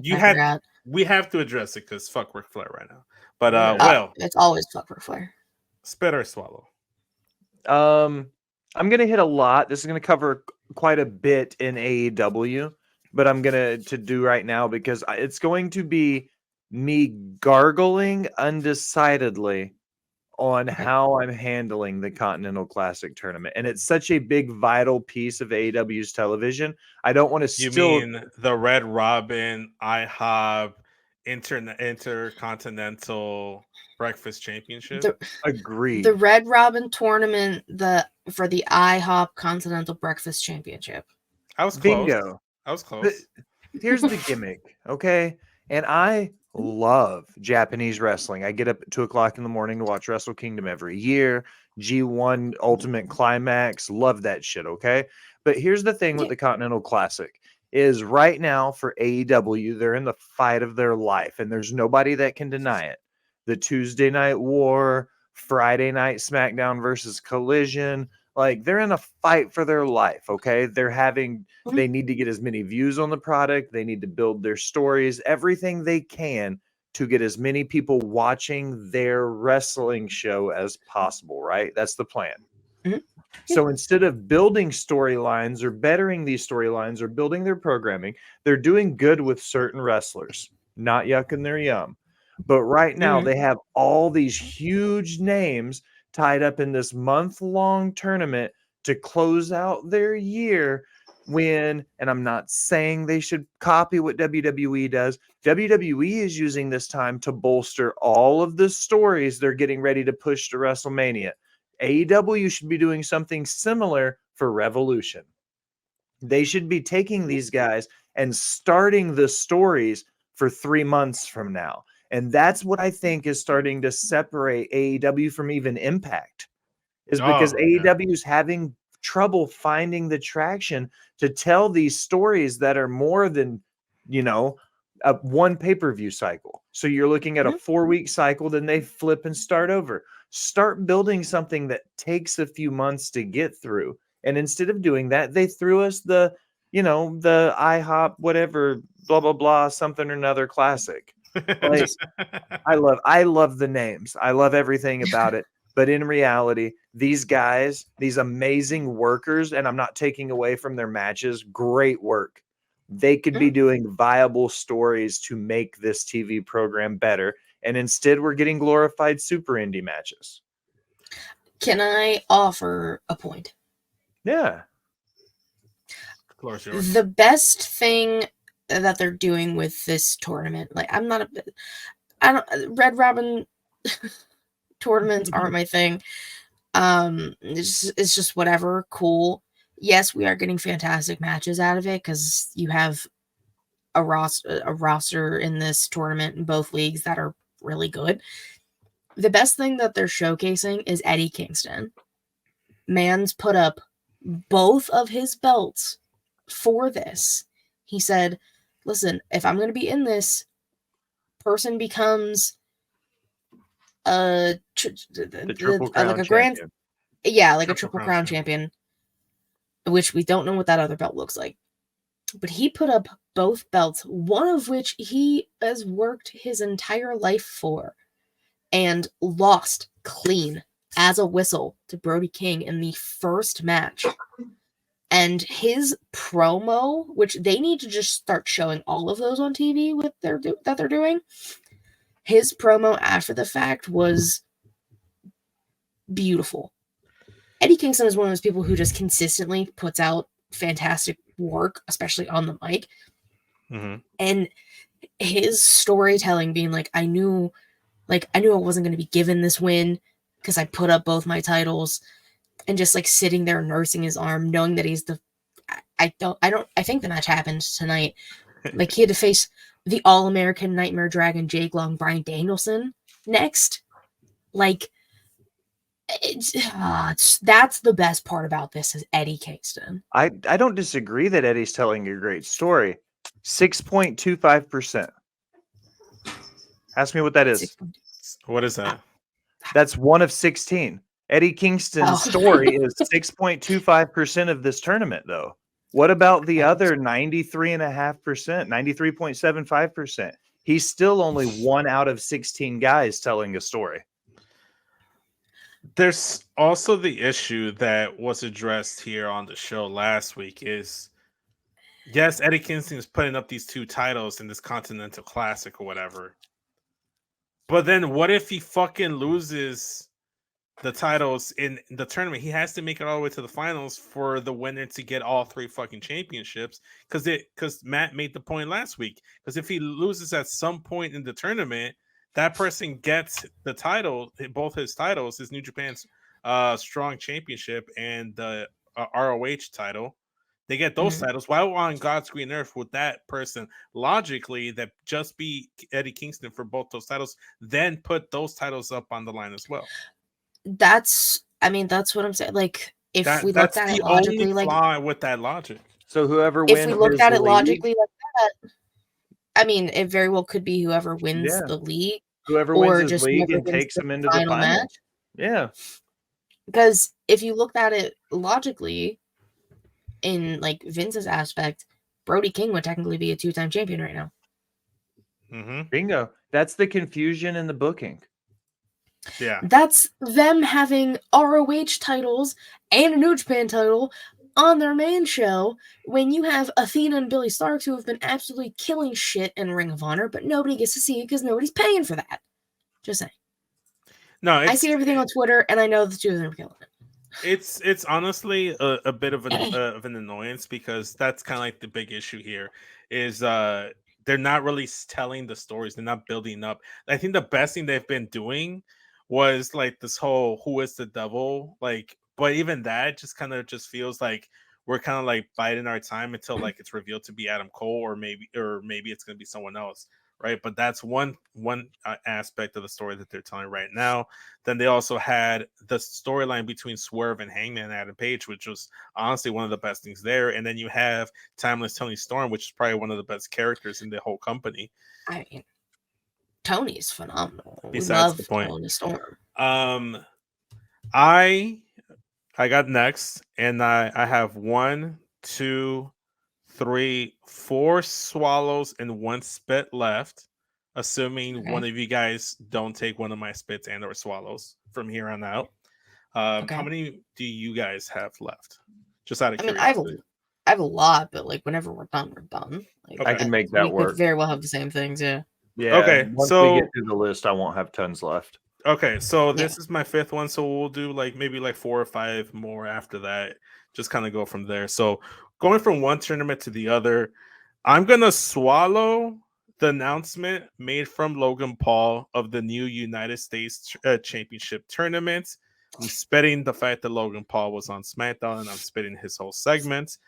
But the competitors are as follows. We slightly talked about this at the start of the show when I was bringing up LWO and Santos stuff. Santos Escobar versus Dragon Lee. Those are 2 competitors. They're going to be facing each other next week. You also have Bobby Lashley in the tournament and Karrion Kross. They will be the other tournament match in the tournament next week on SmackDown.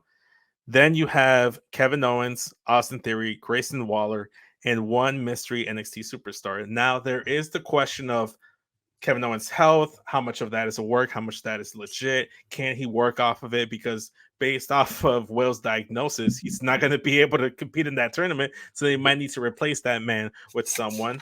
A few things of note here is no LA Knights. I thought that was a little surprising. I thought that he'd be a shoo-in for this for that US title to be taken off from Logan Paul. It was either LA Knight or Kevin Owens, who I felt like were the 2 leading candidates to get that US title from Logan Paul. Well, if Kevin's not going to be able to compete, then maybe LA Knight takes a spot. He's a great understudy. Everyone needs a good understudy.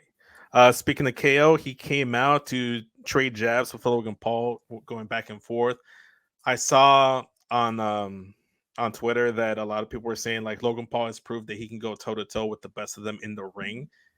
I feel like aside from maybe Miz, no one's really challenged him on the mic like that, and Kevin Owens can, so that could be a nice back and forth. My favorite front runner to win this whole tournament is going to be Kevin Owens. This is traditional single elimination tournament style, no Red Robin or IHOB intercontinental like rules, regulations, or what have you. But with that being said, I'm doing an impromptu segment right here, right now.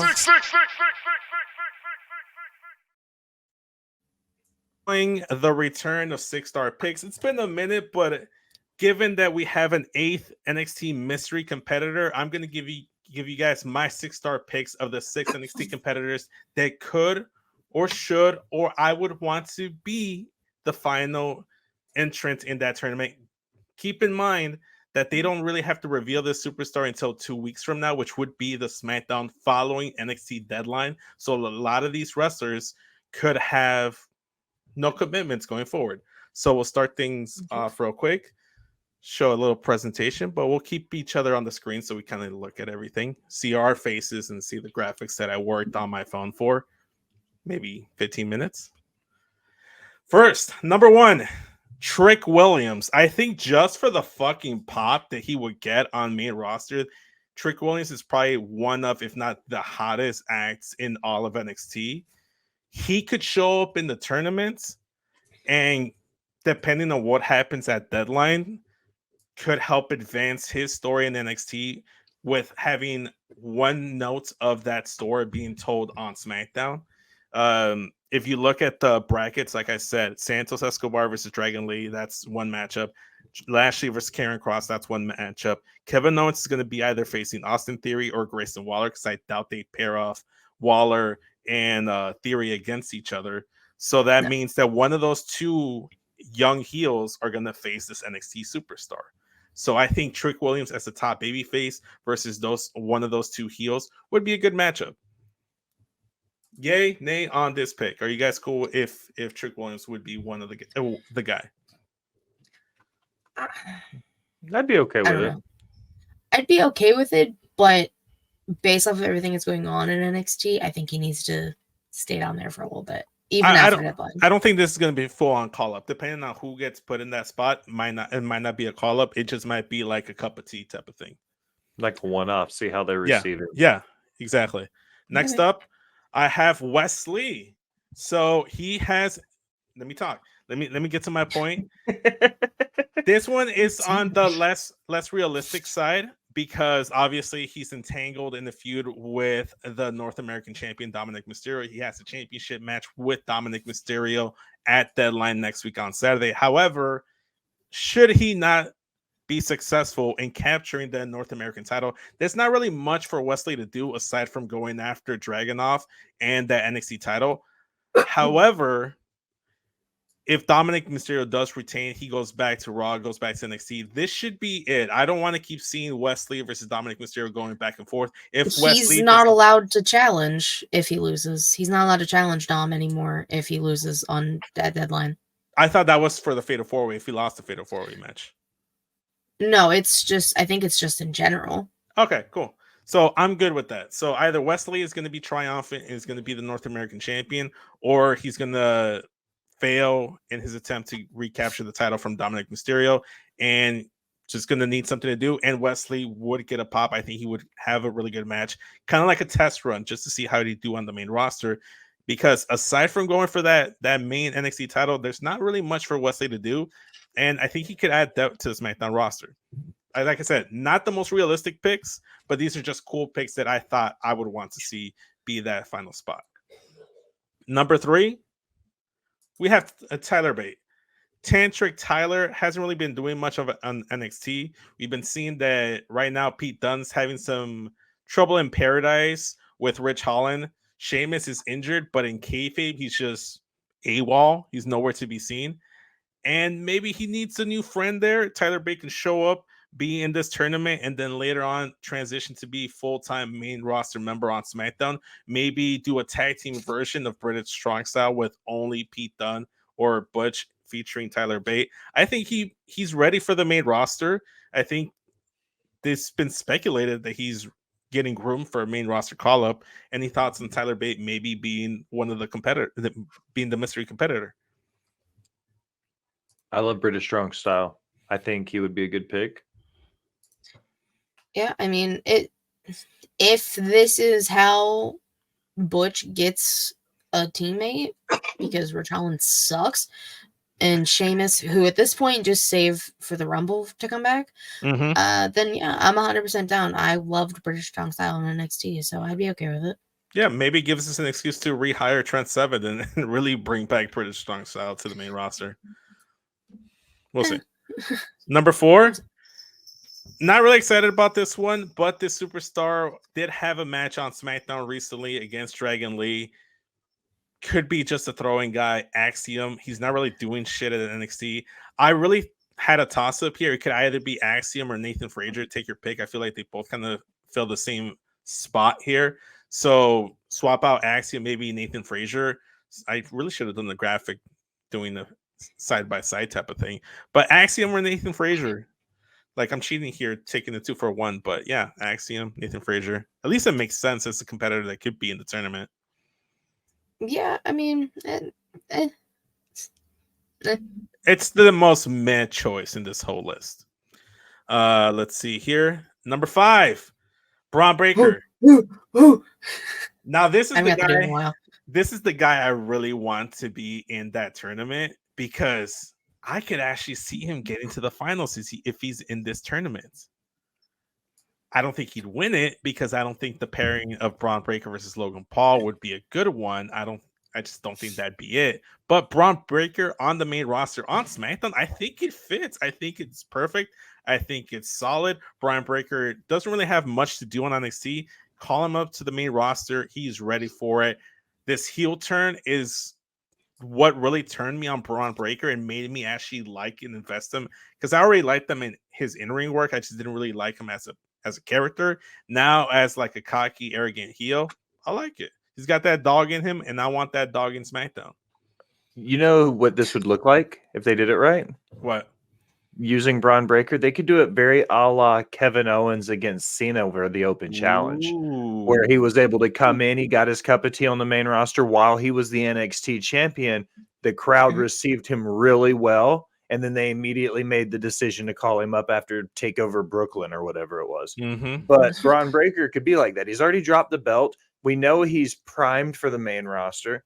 Use this as an opportunity to give him his cup of tea and to kind of be his, Owens versus Cena moment. This could be Breaker versus Paul. We know Paul's not going to drop it to him, but at least give him a chance to put his moves in to see if the crowd likes him on the main roster.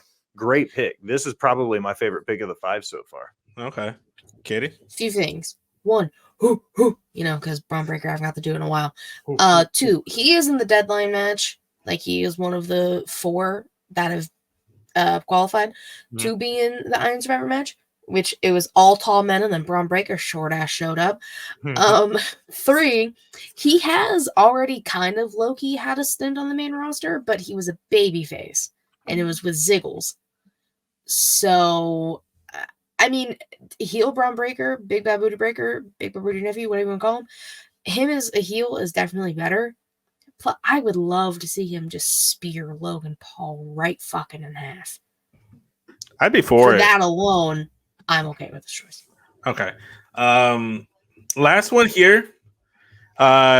We've talked about this person being ready for main roster, and given what's happening with them in NXT, maybe now it's not the time for a call up, even though they're ready for a call up. But I think this is be the most exciting pick to be in this tournament.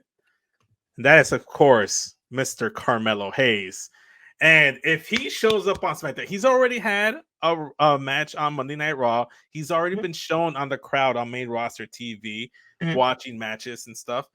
Like I said, he has an opportunity with this last chance Fatal 4-Way next week on NXT. He could be in the deadline match. However, we know what's happening with the whole Melo and Trick stuff. We haven't yet talked about it, but we'll cover it eventually. Or honestly, I guess I can talk about it right now because it's also one of my swallows. Like, with the whole NXT Anonymous revealing that Lexis King was texting, receiving attacks, looked to have been the one to attack Trick Williams. Melo wants to get some revenge, attack him from behind. Trick Williams is too honorable for that. He doesn't want to do that. He says they don't do that no more because they're above that. Melo still came out during Lexis King's match versus Brooke Jensen and interfered and cost Brooks the match, giving Lexis King the victory. Like, this man is guilty. This man is a liar. This man is capping. We all know that Lexis King did it for Melo. He did it for Melo. This is literally Rikishi, Triple H, and Stone Cold all over again. And they can tell this story just like I was saying with the Trick Williams stuff on the main roster. They can tell this story. He'd be my favorite to win this thing if he was in there. I just thought this was cool. Is it very likely? Who knows? But I think this is the guy that should be in that tournament. Thoughts? I mean, Melo don't miss. I'll never turn down Carmelo Hayes on my TV. Come on now. The fuck? I knew as soon as you were like, this guy, you were talking. I was like, it's Carmelo Hayes. I whispered it. I don't even know if you picked it up. No, I didn't. Well, you guessed it right. It was Carmelo Hayes. But yeah, Carmelo Hayes is fucking great. Yeah. Yeah. Allison, we don't have the net negativity over here. Come on now. Yeah. Hater. It's all right. It's all right. So yeah, that was my 6-star picks of who I thought could be the mystery NXT competitor in that tournament. Could be one of the 6 I mentioned. Could be anyone that I didn't mention. So it'd be fun to see. So I'm stalling that tournament. I like a good tournament. And yeah, the Trick Melo drama, swallowing that as well, because that's a spicy meatball over on NXT. That storyline is giving me heart palpitations. I need them to nod. I know you don't want to What do see you it, mean but you know it's happening, right? No, I don't know. I'm not believing shit until I see it. That's the match at Stand and Deliver. That's the match at Stand and Deliver. Honestly, good, because I'm probably going, so bet. Bet. I'm just waiting to buy a ticket. Katie I'm gets going. to see the implosion of Trick Mellow Gang in person. Catch me Katie. crying in the stands. Katie, you're next. Spit and or swallow. I'm gonna. Where do I want to go? I'm gonna swallow Julia Hart and Emi Sakura on Dynamite for the TBS title.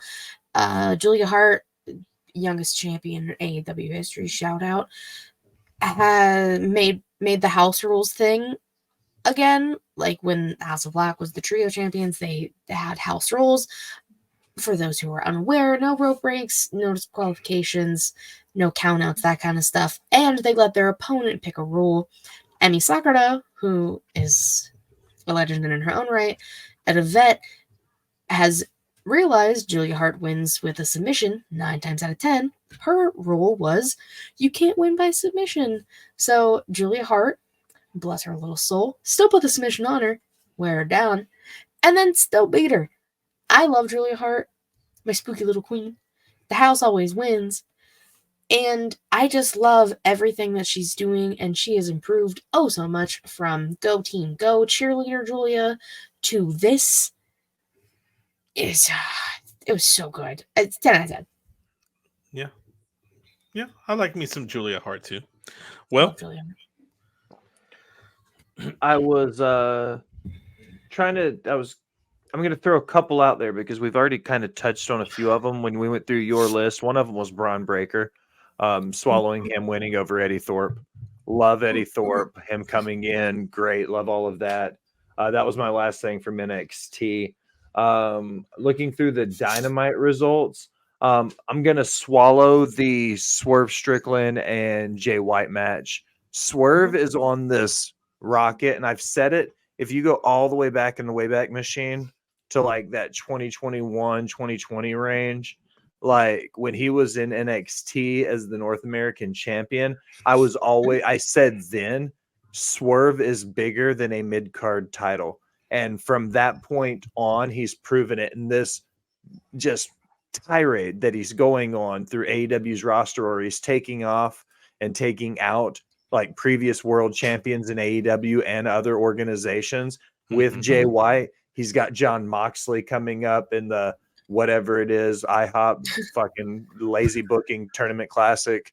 Like, I think that Swerve right now is one of, if not the biggest stars in their company, not named Maxwell Jacob Freeman. True. Factual. 100% factual. I think he should be the guy that takes the title off of Max. If Cole isn't healthy enough to come back and take the title off of him, it should be. I wasn't even gonna say little baby I'm Cole over here. I was gonna say a Samoan named Joe. That man deserves it too. Either one would be great. I think that Adam's the bigger story built in. It could be the biggest story Tony Khan's ever booked if he did it right with Adam Cole. The issue here that AEW has is that they have these great matches week in and week out. It's honestly, if you want great wrestling, you're not going to have better in-ring action than AEW. Like, you don't hear me praise AEW a lot, but AEW probably has the best in-ring action in terms of palette. They have a little bit for everyone. It's fantastic. Like you said, it's like going to an indie show. You get everything. However, the downside with that is that you've seen a lot of these wrestlers break down, have little nagging injuries here, big injury there. Like Adam Cole, how many times has he been injured? MJF now has his injury, which could jeopardize, could actually mean he might have to drop the title depending on the severity of the injury. And yeah, that's great for Samoa Joe, but then now you've lost this Adam Cole MJF story that was the hottest thing. And because of 2 injuries, now you don't have that. Then it's Mox is always getting injured. Brian Danielson, I should say, always getting an injury. That's my only concern with the work rate of AEW is that you're prone to more injuries. You know, I mean, it's Cole had a concussion that almost put him on the shelf completely, and I would have been a shell of a human being if that happened. And then shattered his ankle. So like those are the two that has taken like, and those have been like long-term things. Those are his two big ones. Max has a variety of issues right now that he's working through, like Kenny Omega was held together by fucking duct tape and silly putty for the longest time. Still kind of is. So like, yeah, it's the work rate. And I mean, Swerve has like the kinesio tape, which sounds weird saying the full thing. But, like he has the K tape on and showing the battle scars from the Texas Death Match, Brian's eye, and just a variety of things. So you're 100% right. Like it takes a toll on them because they're also doing crazy shit. yeah. And sometimes it's freak accidents. Adam Cole jumping off a fucking stage, shattering his ankle was not a part of the plan. But finishing the segment like a badass. Yeah. Brian breaking his orbital bone in 2 places. CM Punk injured his his ankle jumping into the crowd. Like, goddamn, like, that's just shitty luck for AEW if you think about it. Yeah, I mean it sucks. But Swerve, if Joe, if Cole do not take the title off Max, it better be Swerve. Because Swerve has shown he's one of their top stars, hands down. Right now, I don't think you can go wrong with either of those 3 guys. Between the Samoan named Joe, Adam Cole, and Swerve, those are probably your 3 top singles guys, aside from Mox and MJF, who are established. These are newer guys that you've been slowly building up, you know? I mean, shit, at this point, have him win the Red Robin or whatever the fuck. Have him win that, make him a Grand Slam Triple Crown champion. Have him do that for a little bit whilst we're figuring out. Triple threat.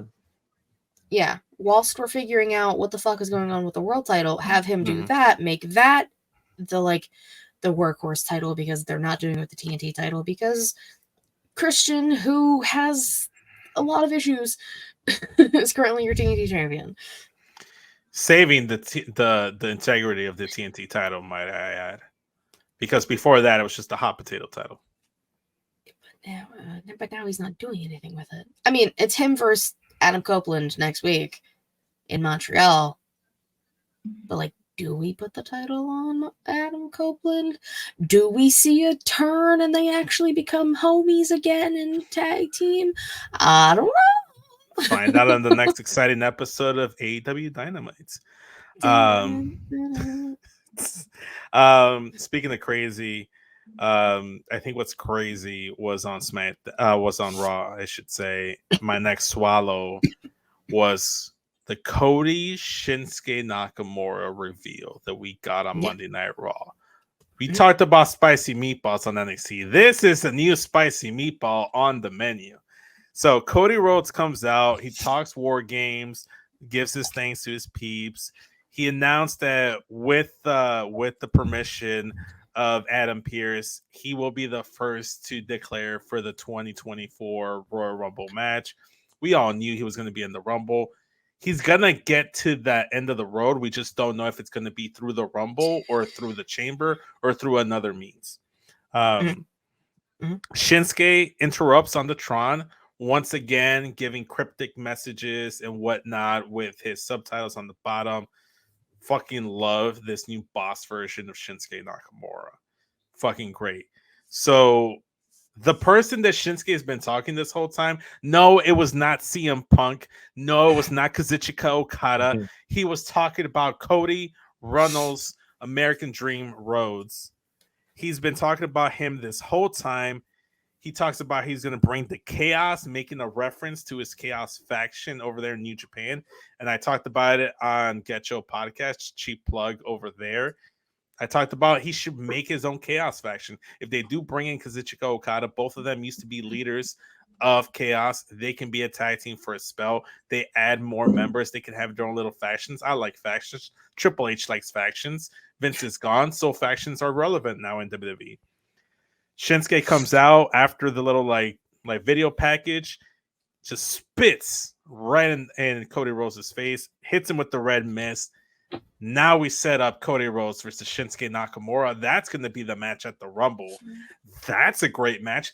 That's a matchup I didn't see coming. That's not something I had on my bingo card. That's not something I thought I needed or wanted.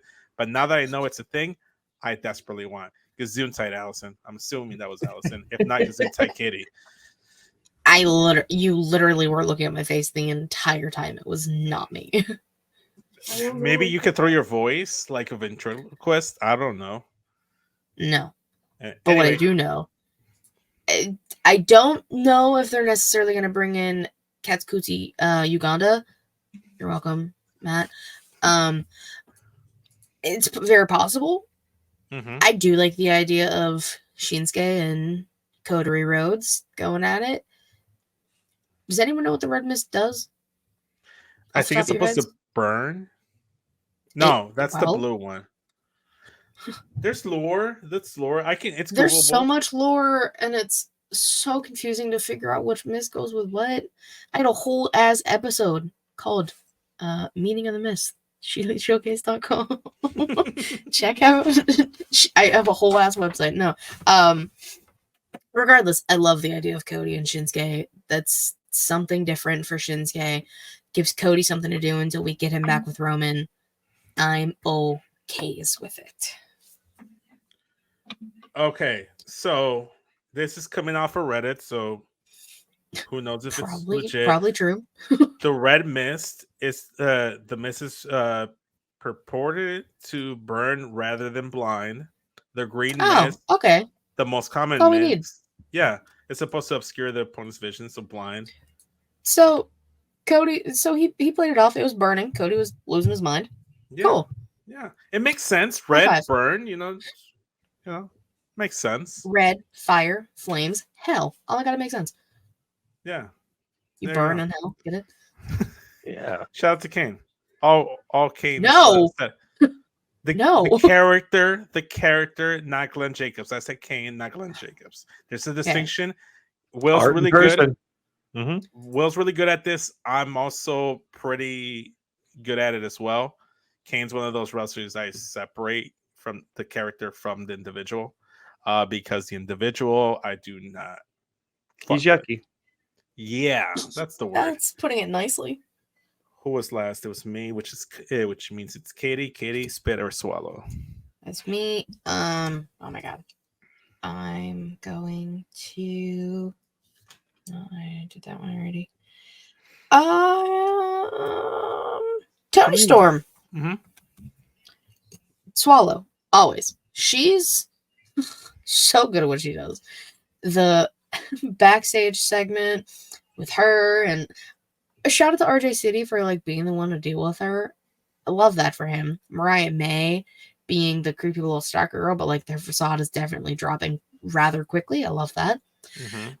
Tony just having the belt on her head as an ice pack and having to defend her title next week, and takes off her slippers because she has the gout. Just a little bit of the gout, guys. But then the people, the sickos who were cheering when the feet got shown, we don't yuck any yums, but y'all need to relax. They were just some toes, just some toesy woesies.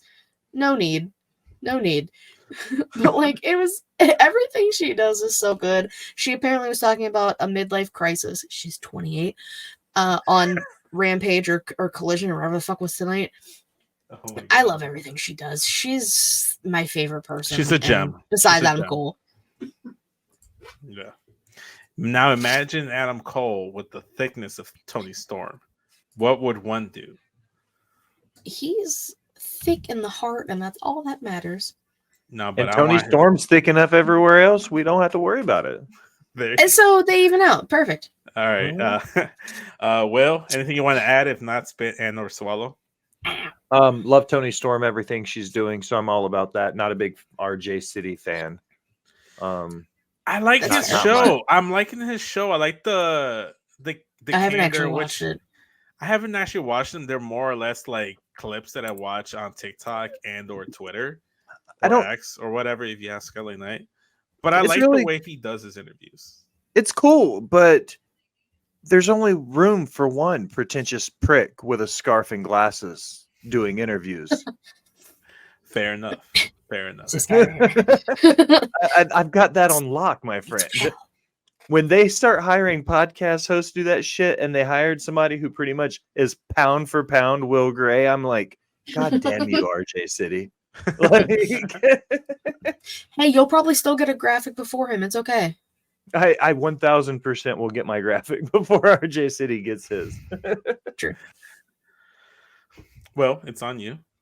I'm gonna swallow Dante Martin coming back from the Supercard of Honor injury. Everything that happened with that. You know, him and his brother have always been great. So, like, I like that high-flying luchador stuff, and I think in the right part of the card, it makes sense. So I'm happy to see him back. Them going against the Hardys and Brother Zay. Again, one of those, like, multi-man train wreck matches that we don't really need, but was entertaining to watch. I got sports entertained for it. So I'm going to swallow that just strictly for the fact that Dante Martin's back. Okay. Precious baby boy is home Top and flight. he's good. Knock on wood. I say it all the time. Those brothers have the worst fucking luck because one of them's always hurt, and that sucks because they're so good together. But, like, granted, Dante did get one hell of a singles run when Darius was injured the first time. It's just, I need them together. I need them healthy, and that's all that matters. I love little baby boy Dante Martin. He's so young too, like little baby boy. And then Action Andretti was there, like no, but like top flight, woo! Yeah. Shout out to that. Those boys are made out of paper mache, but I like paper maches. Stop! Not their fault. Okay. I'm gonna go with my only spit of the week, and that is gonna be the 1 hour commercial free format in pro wrestling television shows. And I'm gonna tell you why. Because you still get the same amount of ads, you just get them all at the end, at the second hour or the second and third hour in Raw's case. You get too many picture-in-picture breaks during the matches. It drags on the second half. I know this is sour grapes. It's minuscule in the grand scheme of things.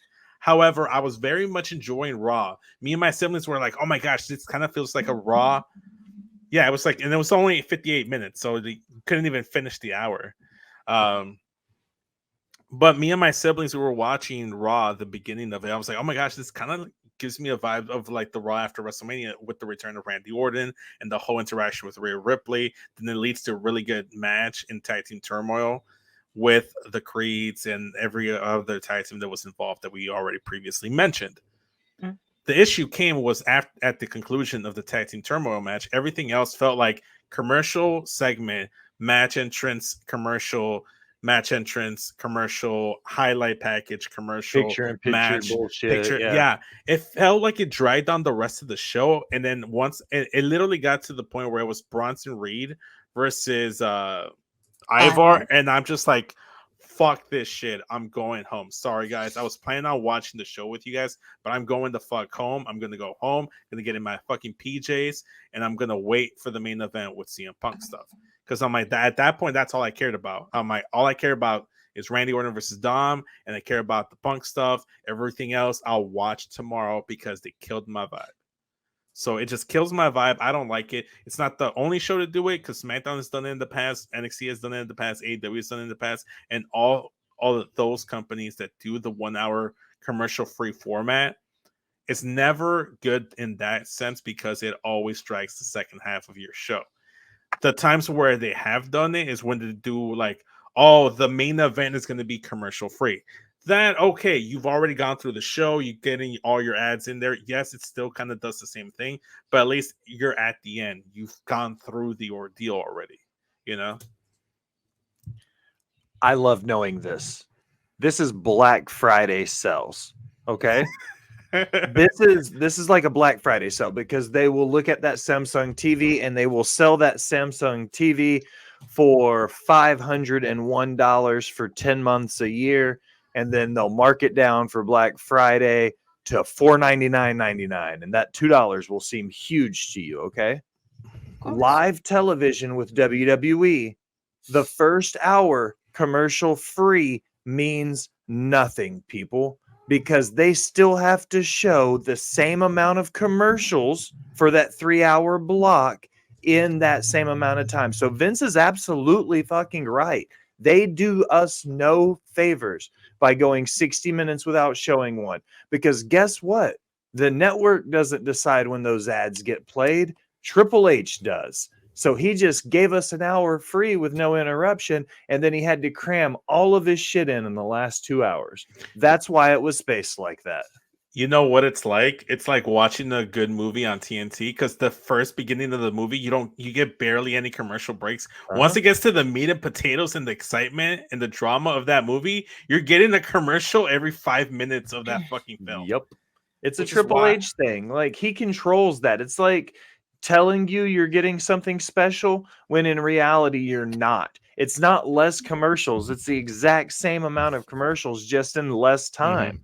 And the whole putting somebody in the ring and then going to commercial and then going to vignettes and then doing a backstage segment, then bringing the second person out for the match, that shit is old and tiring. Yeah. Like, I hate that. Yeah. Sorry. Okay. It's your show, Vince. No, it's I love you. Don't now wait a damn minute here. Hold on. Okay. So I'm looking at the time right now, and we're bordering on 2 hours and 4 minutes already on the show. So I think we've gone a little long. I have one final thing to talk about. Oh, gee, I wonder what it is. Obviously, it's gonna be about, Bobby Lashley versus Butch. That was a banger. Was a great match. Duh. They put on bangers after bangers. Katie, how many more do you have? Did you say? I don't even. I can just do whatever. You can go one more, and if you keep having more, you can rapid fire style it if you want. Well, okay, so we'll do one more each. We're cool with that. All right, Katie, you can rapid fire all the ones you want right now. It's your show. It's my show. Do your thing. Me and Will will just go one each, because that's all we can. At this point. Okay. Iona Grace, Carmen Petrovich, banger. Mark Briscoe versus Roosh, hell of a match. I already talked about Tony. MJF getting his ass kicked by some goons, possibly War Daddy, to be determined. Getting saved by Joe Schmo. Are you a hero, Max? I don't know. He's going to face the goon squad with Joe next week. We'll find out. War Daddy being a snack. Love that. 10 out of 10. What the fuck does that say? Oh, Christian and Adam Copeland. Christian's a son of a bitch. How dare you? Man's already has mommy issues. Don't bring his mom into this. That's fucking disrespectful.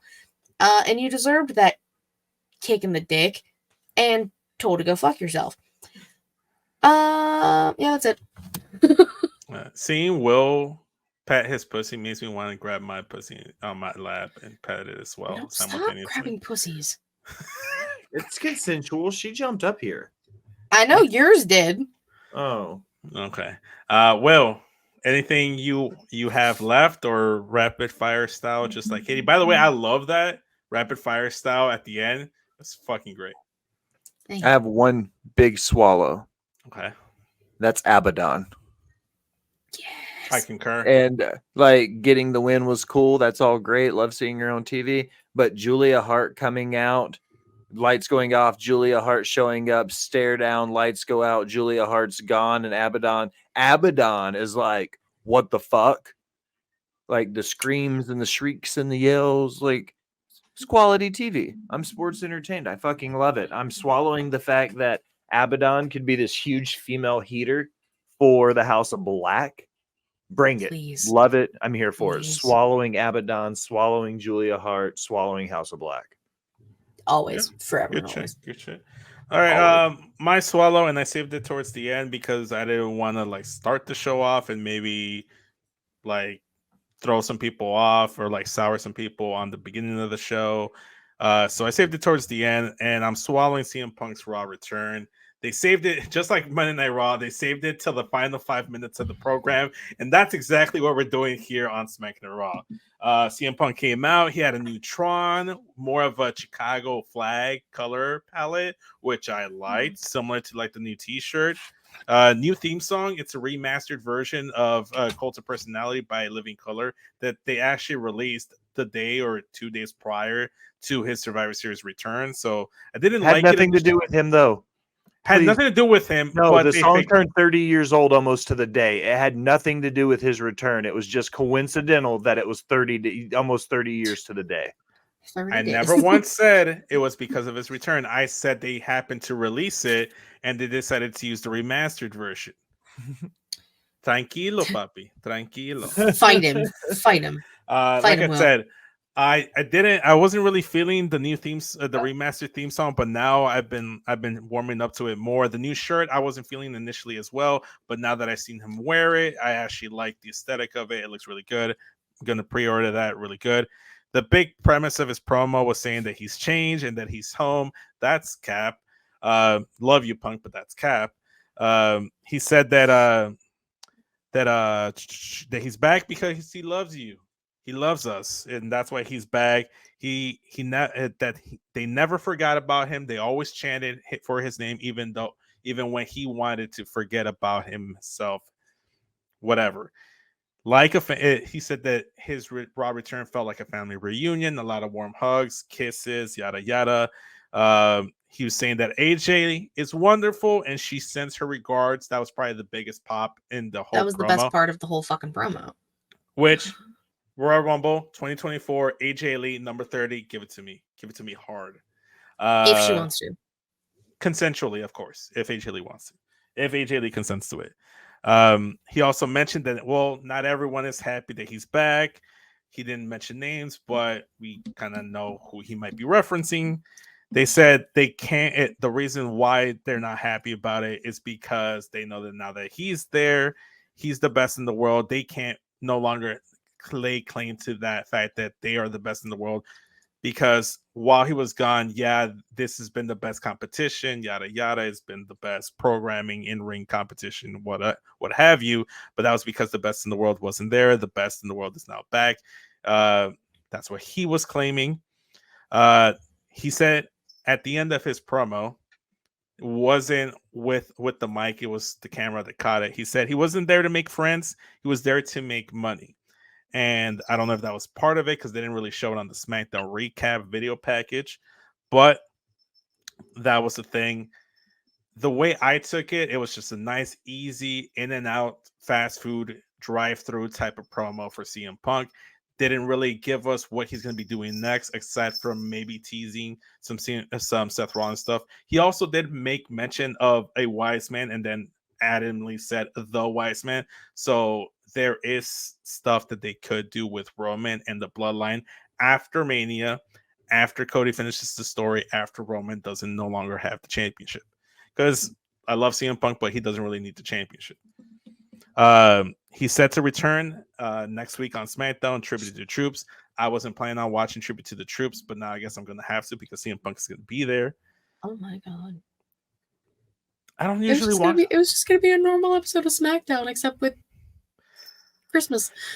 So the way because Tribute to the Troops is usually its own separate show, so I wasn't going to watch it.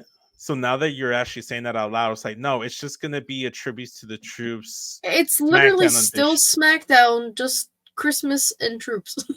Gotcha. Okay. All right. That's literally what it is. Like I said, What do you mean? that was the basis of it. I liked it. I thought it was a great way to cap up the show. Like I said, I saved it towards the end because I know how Will feels about him personally. I know how he feels about him business-wise. I know how Katie feels about it. So I did not want to go ahead and talk about that at the beginning. I want to start things off right. And I thought by doing so, it made the show run smoothly. And we had a fantastic show.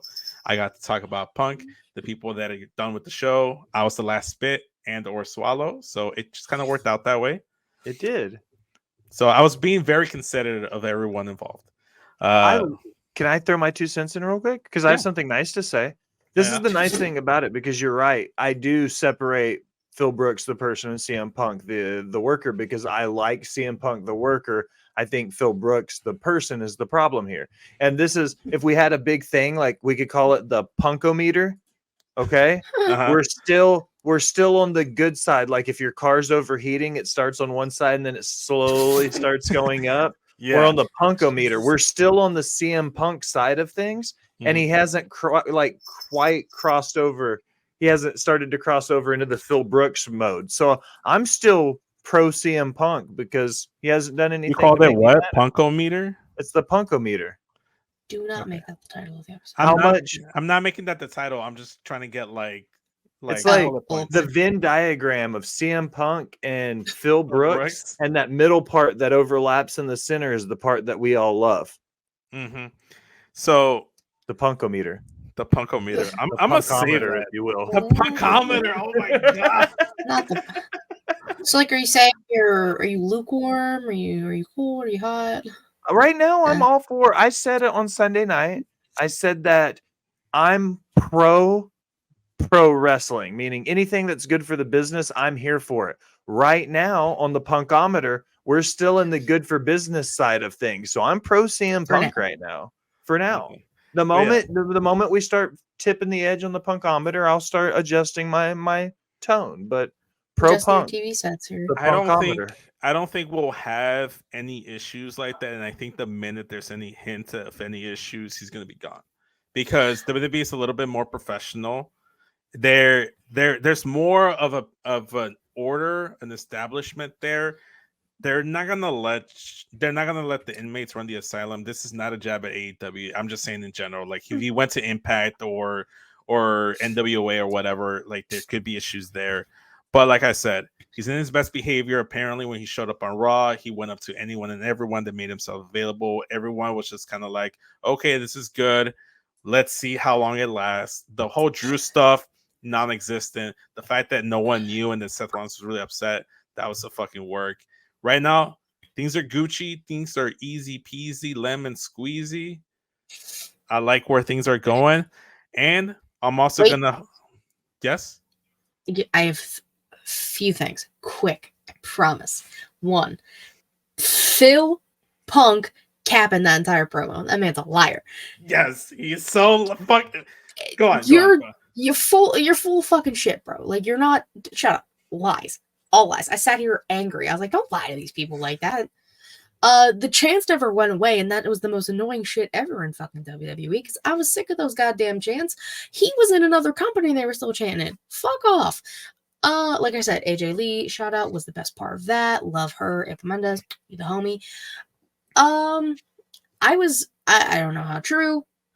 I don't know. I don't remember from what it was from. I was also reading something that he might have a behavioral thing with his claws. Yeah, that makes sense. In WWE, because of past incidences, all in it, bro, brawl out, other things. So yeah, once he fucks up, kick his door now down. he's done.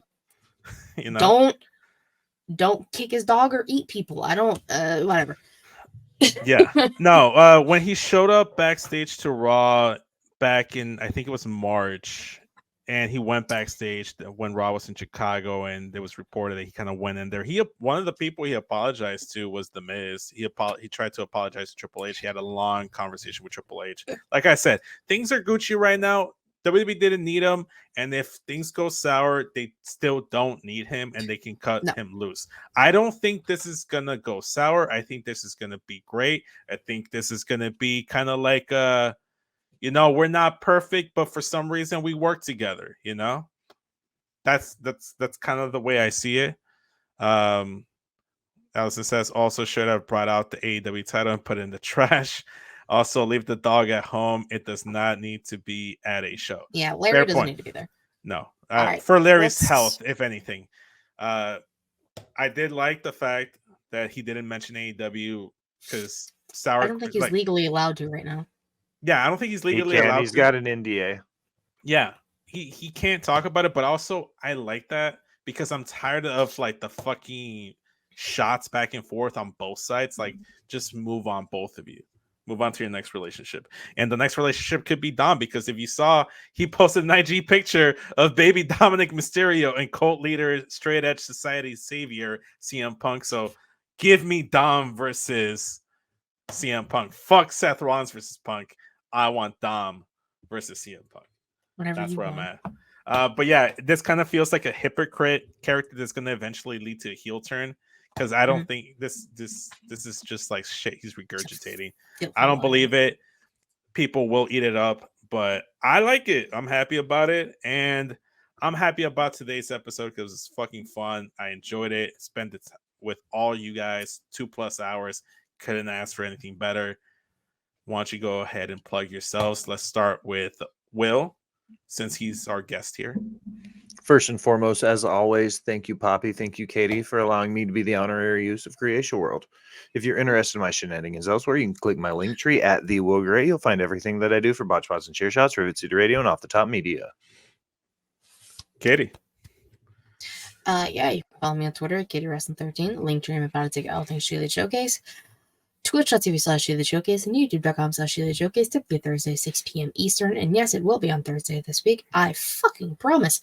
Patreon.com/Sheila Showcase, where you can get a non-wrestling exclusive podcast every single month. Latest one with the Yin Yang twins, Justin and Jess. They deemed themselves that in the episode, I promise. That was them. It was a whole time. You have to $3 a month, and you can figure out why the fuck they deem themselves Yin Yang twins. It was a hoot of a time. We will be doing a part 2 to that. Check that out. Also, since it's the end, Matt, see you tomorrow, buddy, for getting off. Which I'll plug that. Getting off tomorrow, Sunday. We will be talking about Burying Your Ex and Wishmaster. Is that the name of that movie? I can tell you. I'm not a horror buff. Those. Yeah, so getting off tomorrow, every other Sunday. Same time as this. You know how you'd be able to guarantee that you'd be there for that live stream is to turn on the bell notification, flick that bean so you know when they go live with Getting Off, Creation Conversation, or Smackin It Raw. As for me, don't follow me on Instagram or Twitter at SCSVince. I implore you not to hit the link tree in my bio that takes you to everything that is Creation World, Straight Talk, even though it's defunct, Get Your Podcast, and Smackin It Raw. But what you should do, should head over to Linktree/Get Your Podcast and listen to the brand new episode of the Get Your Podcast, because we back. We talked about wrestlers doing their Thanksgiving speeches, like what they're thankful for. It was a fun time. Google Gorn showed up. There was no Benji. He fell asleep during the show, and I tucked them into bed while we were recording. So it was the whole thing. Tune into Getcho because we want our numbers up. And yeah, guys, for the Pornhub Poppy, fellow multiversal Pornhub Poppy, Katie Kinzy Baby. Heard it here first. I'm the Pornhub Poppy now. He said it. That's what I heard. That's what I heard. The honorary use of Creation World, the Will Gray. I am your host. This has been the Smackin It Raw Podcast, the #1 wrestling podcast on Pornhub. Later, y'all.